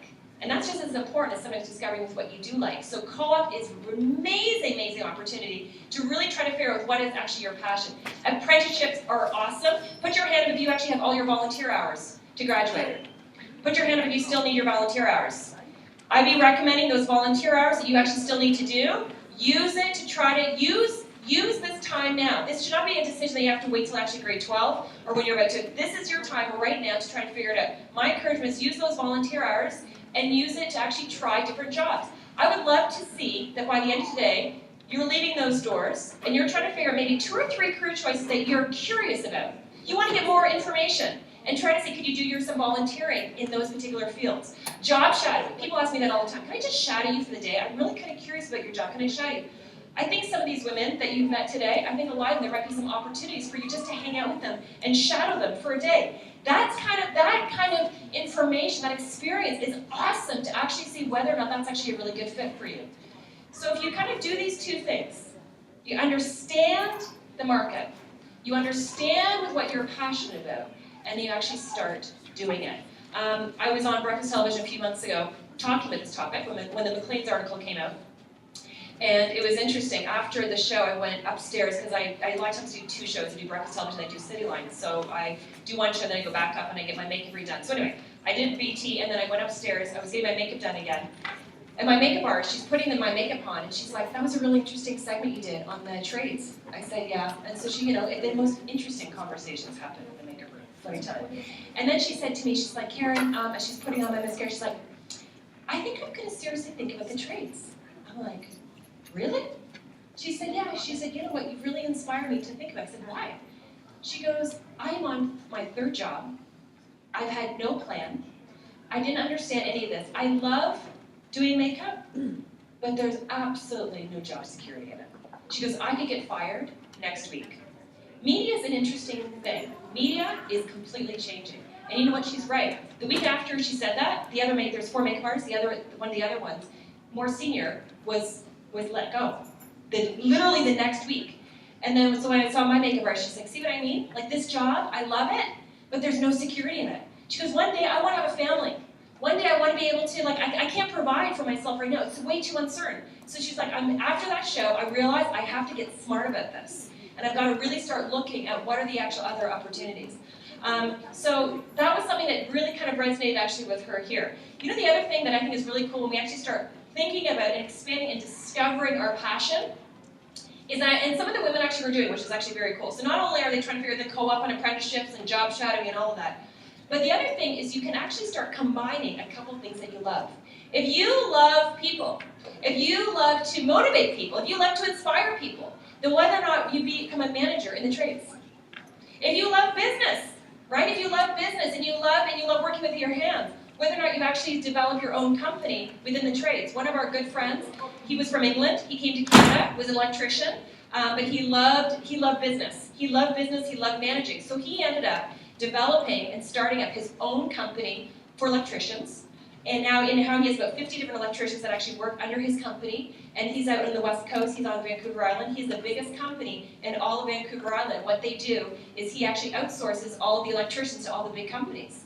And so that was a way for him to combine that. You know how many hours of work he weeks? He works 3 days. 3 days. Smart. So that's what I want you to kind of think about, is paying attention to your passion. Paying attention to your passion. But we got to know the market. And how can we kind of combine this? And when we do that, we get a little bit closer to that chair. Here would be my final thing that I would encourage you to think about. A lot of us have anxiety. A lot of us have fear. We're afraid to try new things. We feel uncertain. The best way to shrink fear is to face it. The best way to shrink fear is to face it. You're learning a lot of information today, which is awesome, but it's up here. It's up here and it's up here. And what I want you to do is I want you to start taking action with it. I would want you to do, here's my encouragement, my challenge to you. Take what you've learned now, and when you go upstairs, and you've got all these amazing, amazing people right at your fingertips, start asking them questions. The only way you actually shrink the fear is actually face it. You might be like, oh gosh, Karen, I don't really like speaking. I'm afraid to ask questions. I don't like talking to people. Face the fear. Face the fear. And the more that you actually do that, it actually starts shrinking. Because you need those two pieces. Those two pieces are kind of going on at the same time. And the people upstairs can actually help you as well. So, know yourself. Know what your passion is. Know the industries. And you want to develop yourself. And then you're going to figure out in terms of your dream career. So let's turn it over to Q&A. This is actually my favorite time as a speaker. I'm watching you, and I'm reading your body language. I can tell who's with me and who's not. Who's listening to every single thing I'm saying, and who's can't wait till it's lunchtime. I'm reading it, and that's what I do. I'm reading your body language. So I love, as a speaker, I love Q&A. This is my favorite part. It allows me to know where do I have to go deeper, and which part do I have to maybe expand on. So let's turn the floor over to you and see with what questions you have. I'm not sure if you're putting your hand up or fixing your hair. You tell me. Were you fixing your hair? Okay, that's cool. All right, and I'm going to check for my Twitter here as well. Hopefully, I will be able to access it. So, questions? Yes, ma'am. Actually, if you can she's like, okay, great. Thanks for making me the first one. I want you to stand up. Say your name and what school you're from. Okay, what's your name? I'm Charlie, and I got to Toronto. This is right here. Okay, let's give Charlene a round. All right, thank you, Charlene. All right, renew it. My question is, presently, what do you do? And what else? Okay, good question. Okay, so what do I do? So there's kind of three things that I do. I have a leadership center here in Toronto. So we have, under the leadership center, we do leadership training. We have like all-day leadership events for young people, and then we also do individual counseling, and I have other people that work for me as well. So the one thing that I do is our leadership center, leadership and coaching center. About a third of what I do is speaking all across North America to different companies on things like this. And then the other third of what I do is media. So I work part-time in New York, and then also in terms of City Line Breakfast Hub Television here in Toronto. But I'll tell you the cool thing, because people are often very curious about my career, it is constantly this. It's like, what am I passionate about? Where there's need. Like, literally, my career has unfolded because I paid attention to this. There's no way I could have predicted what I'm doing now 10 years ago. There's no way I could have actually predicted. And what's really interesting is listening to those stories, that was a lot of them as well, is that it evolved. It evolved as they got to know themselves. Great question. Great. Somebody else? Yes, ma'am. Stand up for us. Say what your first name is. School. My name is Natalie, and I live in Toronto as well. All right, let's give Natalie. My question is, so if I know what I want to do, I know what I'm passionate about, so there's nothing in the field that I can do with that passion right now, there's no demand. What advice would you give to someone? Can you be a little bit more specific? You're asking excellent question. To be a teacher?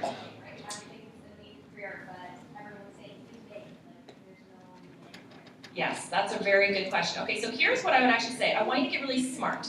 And that's why I'm glad that I'm here. I want you to really rethink. If you understand these pieces, then we can be really smart and strategic about this. So there's a way to tie in teaching potentially with a market.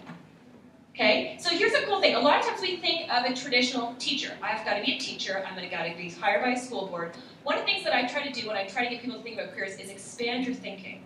Expand your thinking. So I'd be starting to think about, if there's such a market in the trades, what kind of training, what kind of teacher, what kind of training programs or educational programs could you actually develop within the trades? So now you're taking your passion, but you're marrying it with something that there's going to be a job for you. That's what I would try to get you to think about. Because there is, not saying that there's not jobs in teaching, but it is so hard to get, and it's so competitive. And I think that's where that's where how you've got to start thinking about it. So that would be one way of looking at it. The other way you can actually do it is that if you love to teach, whether or not you do that as a hobby, and that's something that you actually just do kind of on the side, and there's another job that actually you're also passionate about that you can actually fit more with the market. Yeah, great question. Excellent. Yes, ma'am. Stand up for us. What's your first name and your school? All right, Celine, let's get Celine. I love Q&A. All right, Celine, take it away.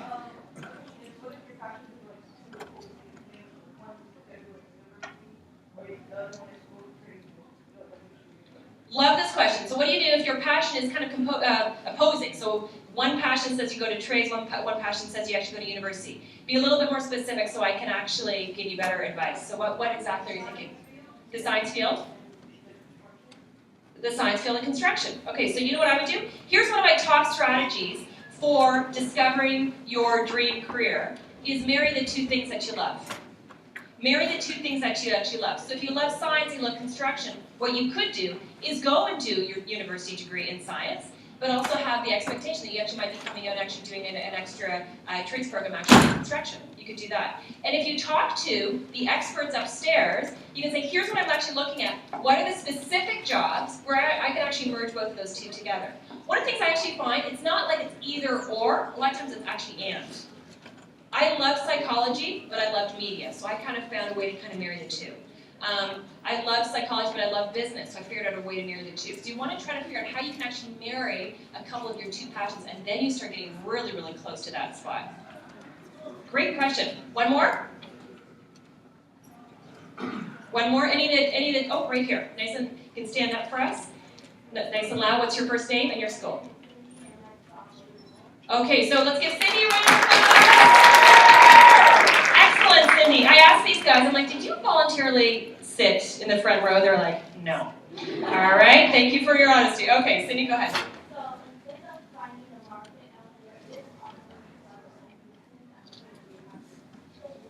Excellent, excellent. So instead, okay, say that one more time. So instead, say that one more time.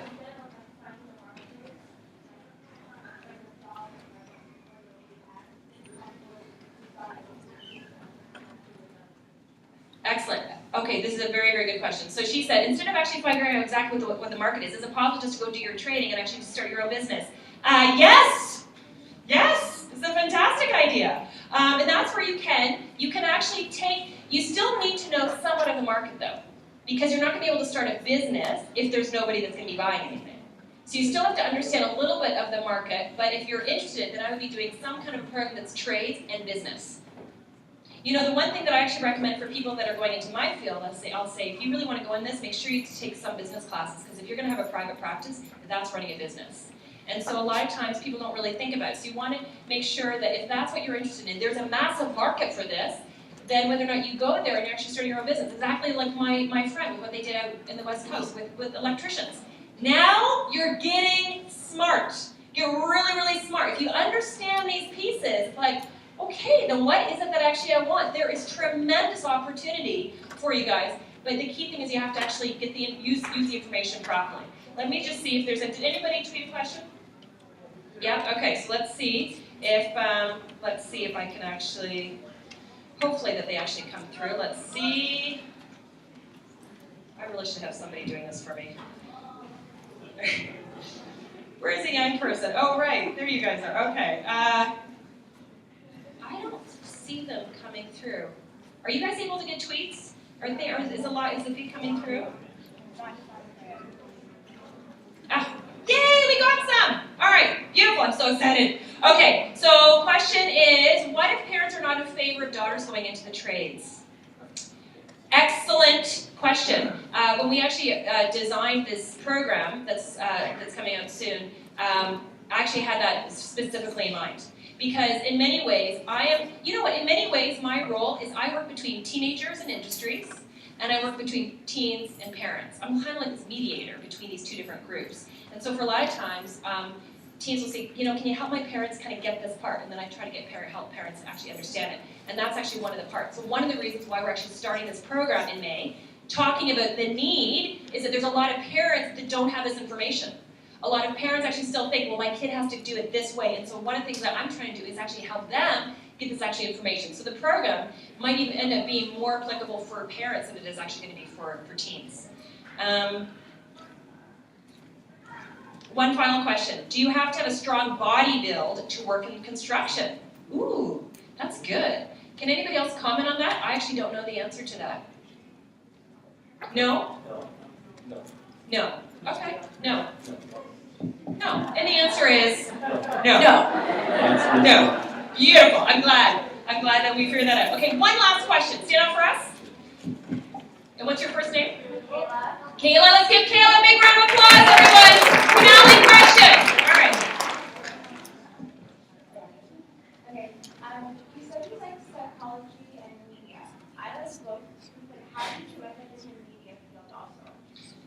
Oh, media is, I tell ya, it's interesting when I'm doing these interviews with media experts of how many of them are in media that would not recommend people going into media. It's almost like teaching a little bit. It's a shrinking field. Which is why when I did this show on BT, it was so interesting, the vibe at Breakfast Television after I did that segment on trades.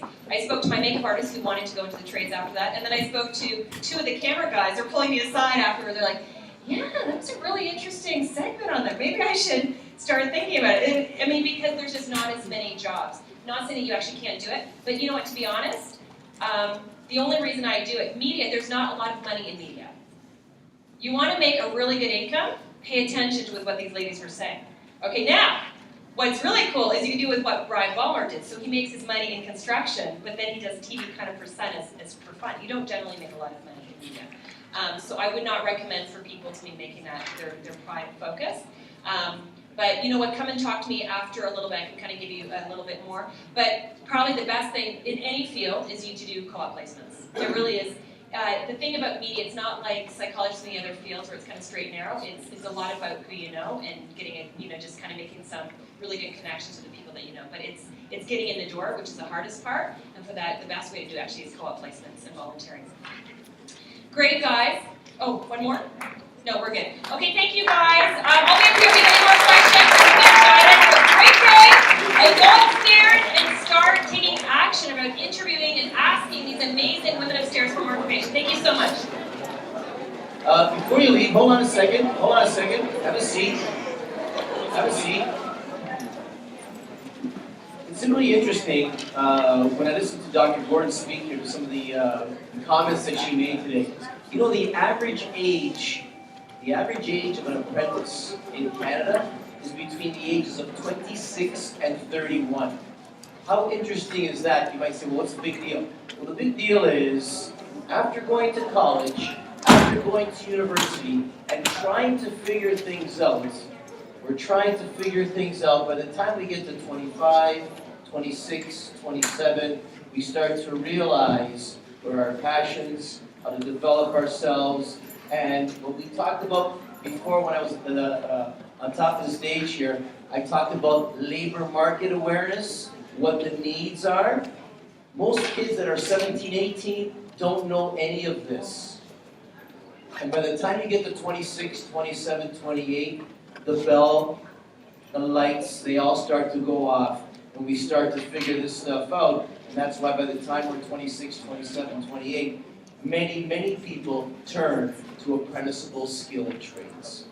And to answer a question, how can I mix science and construction? Great program at George Brown College. Construction, science, and management.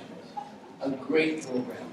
You can be involved in all those areas, and you can make all kinds of money from that. Lisa, would you like to thank our great speaker today?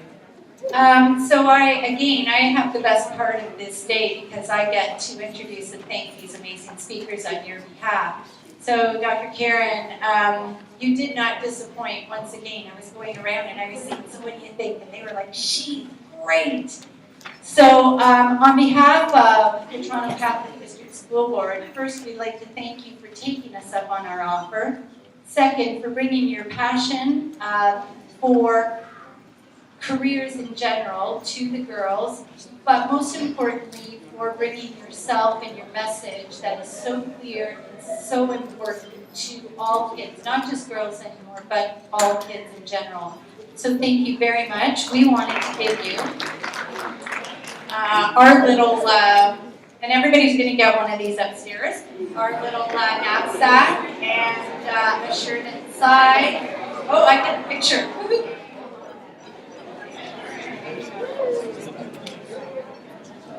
We want to make sure you stay in your seats because that's interesting information for you before you go. Thank you very much. Yeah, so just before you go, I want the following people to come up to the front. Mr. J.B. Cromian, Miss Maggie Duarte, Miss Rita Leone, Mr. Paulo Pereira, Mr. Chris Benici, Mr. Paul Di Prospero. Can you guys please come up to the front? I know you're shy, but come on up.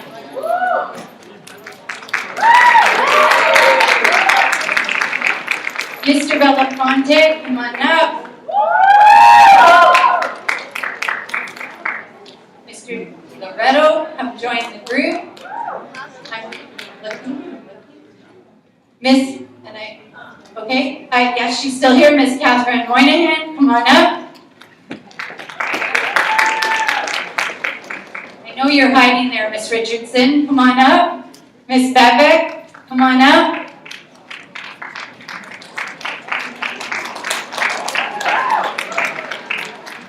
So, ladies and gentlemen, this is the committee here, all around, that put together this day for you, that thought it was important to bring this message to you, and to collectively ask Dr. Karen Gordon to come to be your keynote speaker. So I wanted to thank the committee on your behalf for all the wonderful work that they've done. One more picture, hold on. Nicole. Oh, Nicole, come on down. Sorry, Nicole, hurry up.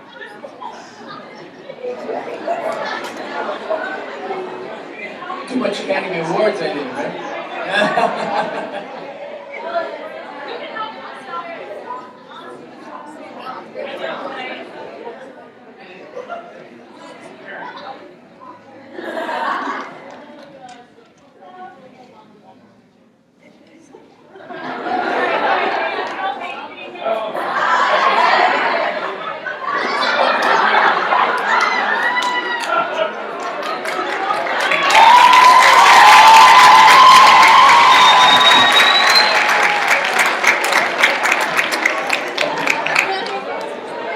Karen, did you want to do a selfie with the girls in the background?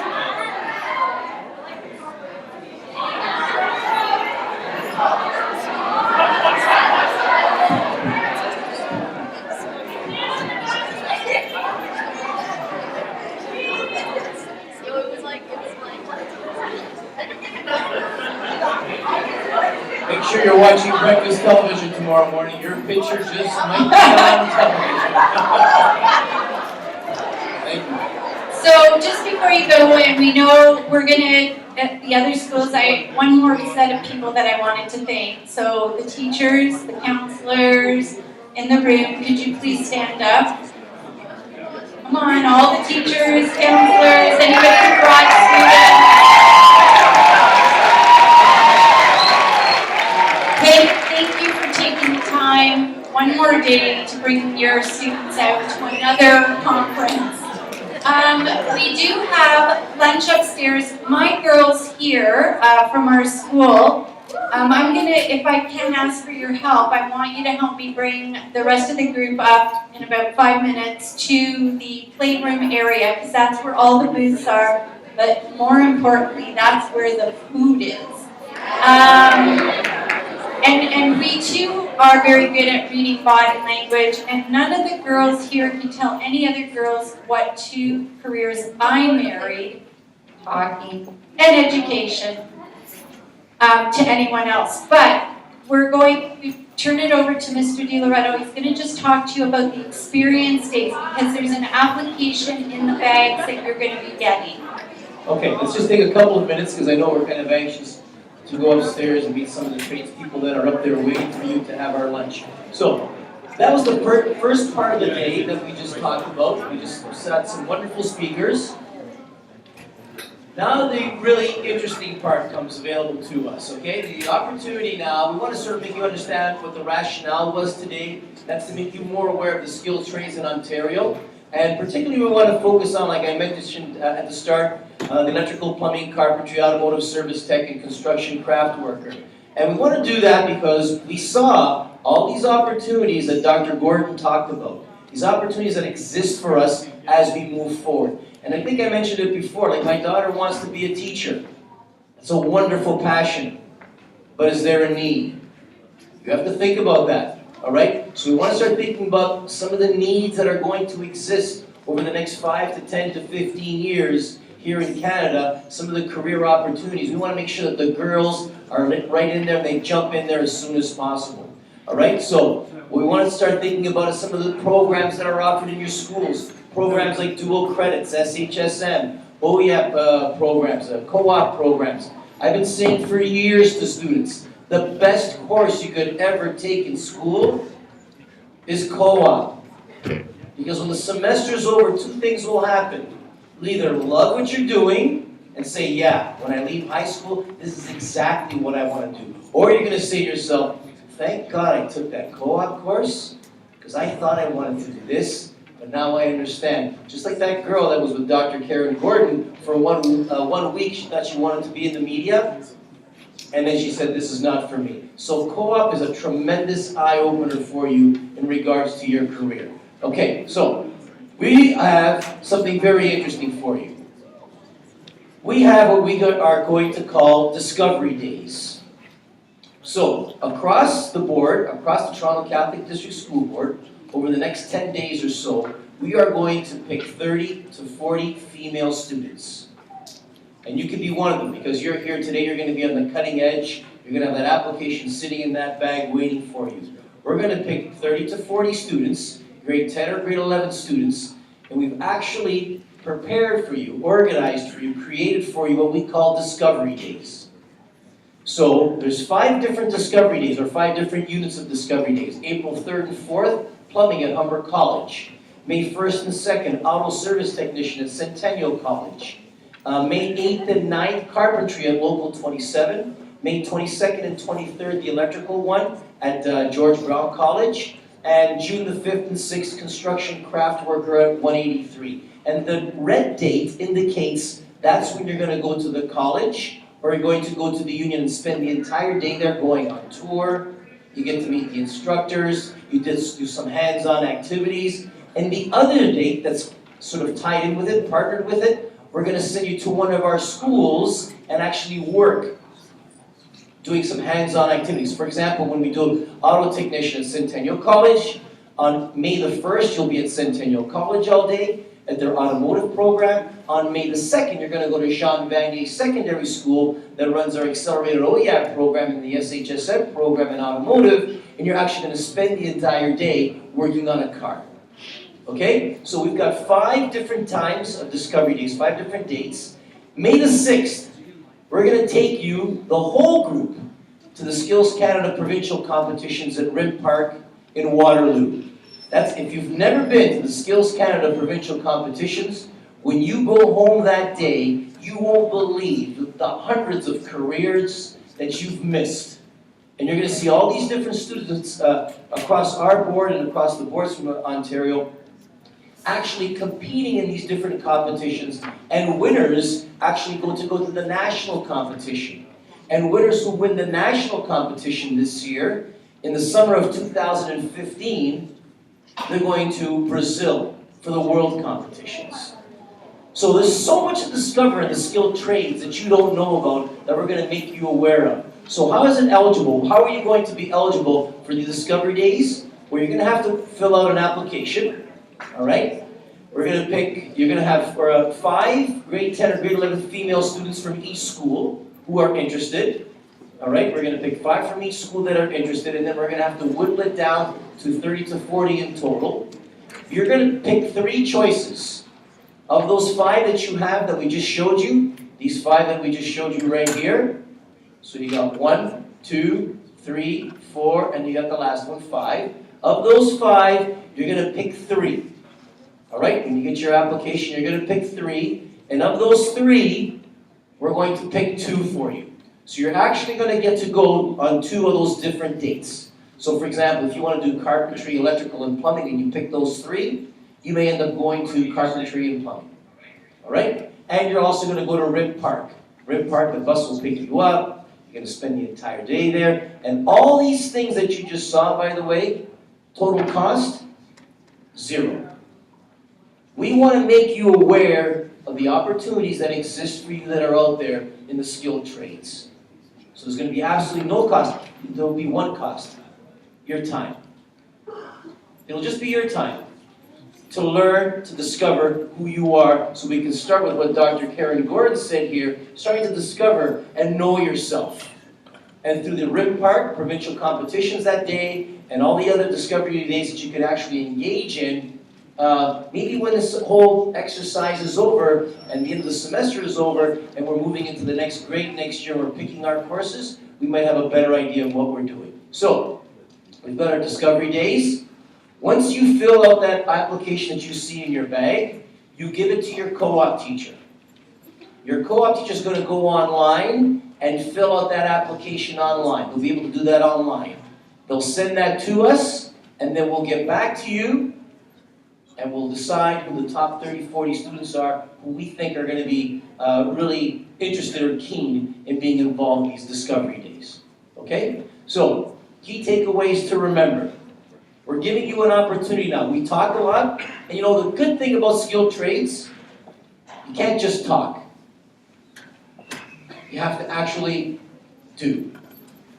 All right? And that's what we want you to do. You're here today, you're hearing a lot of talking, a lot of experiences that people have had, but now we want you to be involved as well. We want you to do. All right? And even if you think you're not interested in the trades whatsoever, apply. Try. Do a couple of those different options that you have there, and you might discover something that you will never ever imagine. My son went to York University last year. When the year was over, he was ready to kill me. He said, "Don't make me ever do that again. I'm never going back to that place." I said, "Son, what is it you want to do?" "Daddy, you know I love hands-on activities. I love being involved. The school that I went to didn't offer those kind of programs. Can you please let me do what I want to do?" So he's applied to George Brown College, and he's in the construction engineering program. And when you know it by accident, he doesn't know what I'm doing today. My son really knows what I'm doing. So he sends me a picture this morning, and I wish I could show it to you. And he sends me a picture of his class. And the picture shows him a big bundle of cement. Can't see that, but a big bundle of cement being mixed and stuff like that. And then a picture, he did a selfie. We all do selfies, right? He did a selfie. And he did a selfie showing me the picture, and he said, "I made concrete today, Dad. Such a fun class." When he went to York last year, I never heard my son ever say to me, "Dad, I came home today, and what a fun class I had." Because the reality is this, folks. You're going to be working on average for 40 years. Don't you want to wake up every morning at 6 o'clock? And when you go to work, It may be 7. maybe 7, yeah. But the reality is that most of us get up at 6 o'clock in the morning. Don't you want to go someplace where you're going to have fun? And they're going to pay you well to have, look at me. I'm getting paid now. I'm having fun. You don't want to wake up in the morning, look in the mirror and say, "Oh my God, I'm going back to that place that doesn't pay me well, doesn't respect me, I have no passion in doing it, and I got to do it for another 40 years. We don't want that. Okay? So take away some of the things that we talked about today. We're really encouraging you to apply for these discovery days. This email is going to go out to all the students in our school board tonight. But you'll be the first ones to get on board, okay, by taking those applications right away and giving them to your teachers and having them filled out as soon as possible so they can submit them to us. And I want to tell you, like I said before, if you've never been to the Skills Canada provincial competitions, when you get there, 25,000 people you'll see go through that building at RIM Park. And you'll see competitions in all different areas in the trades and technologies. It's absolutely incredible. One of the most phenomenal things that I've ever seen. Okay? So, I think we're hungry.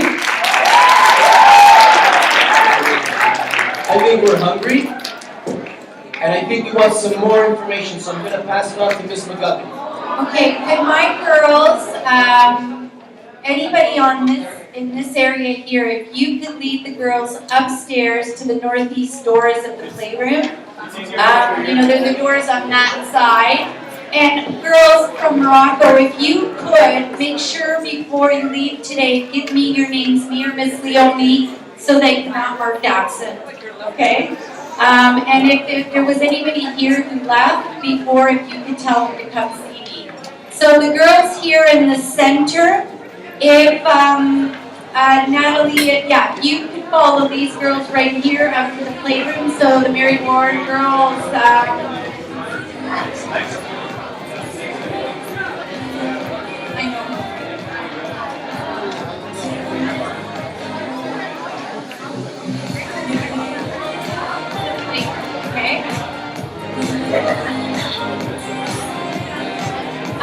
Mr. Minichi, you can just leave this group on the left side up and out. Thank you, everyone.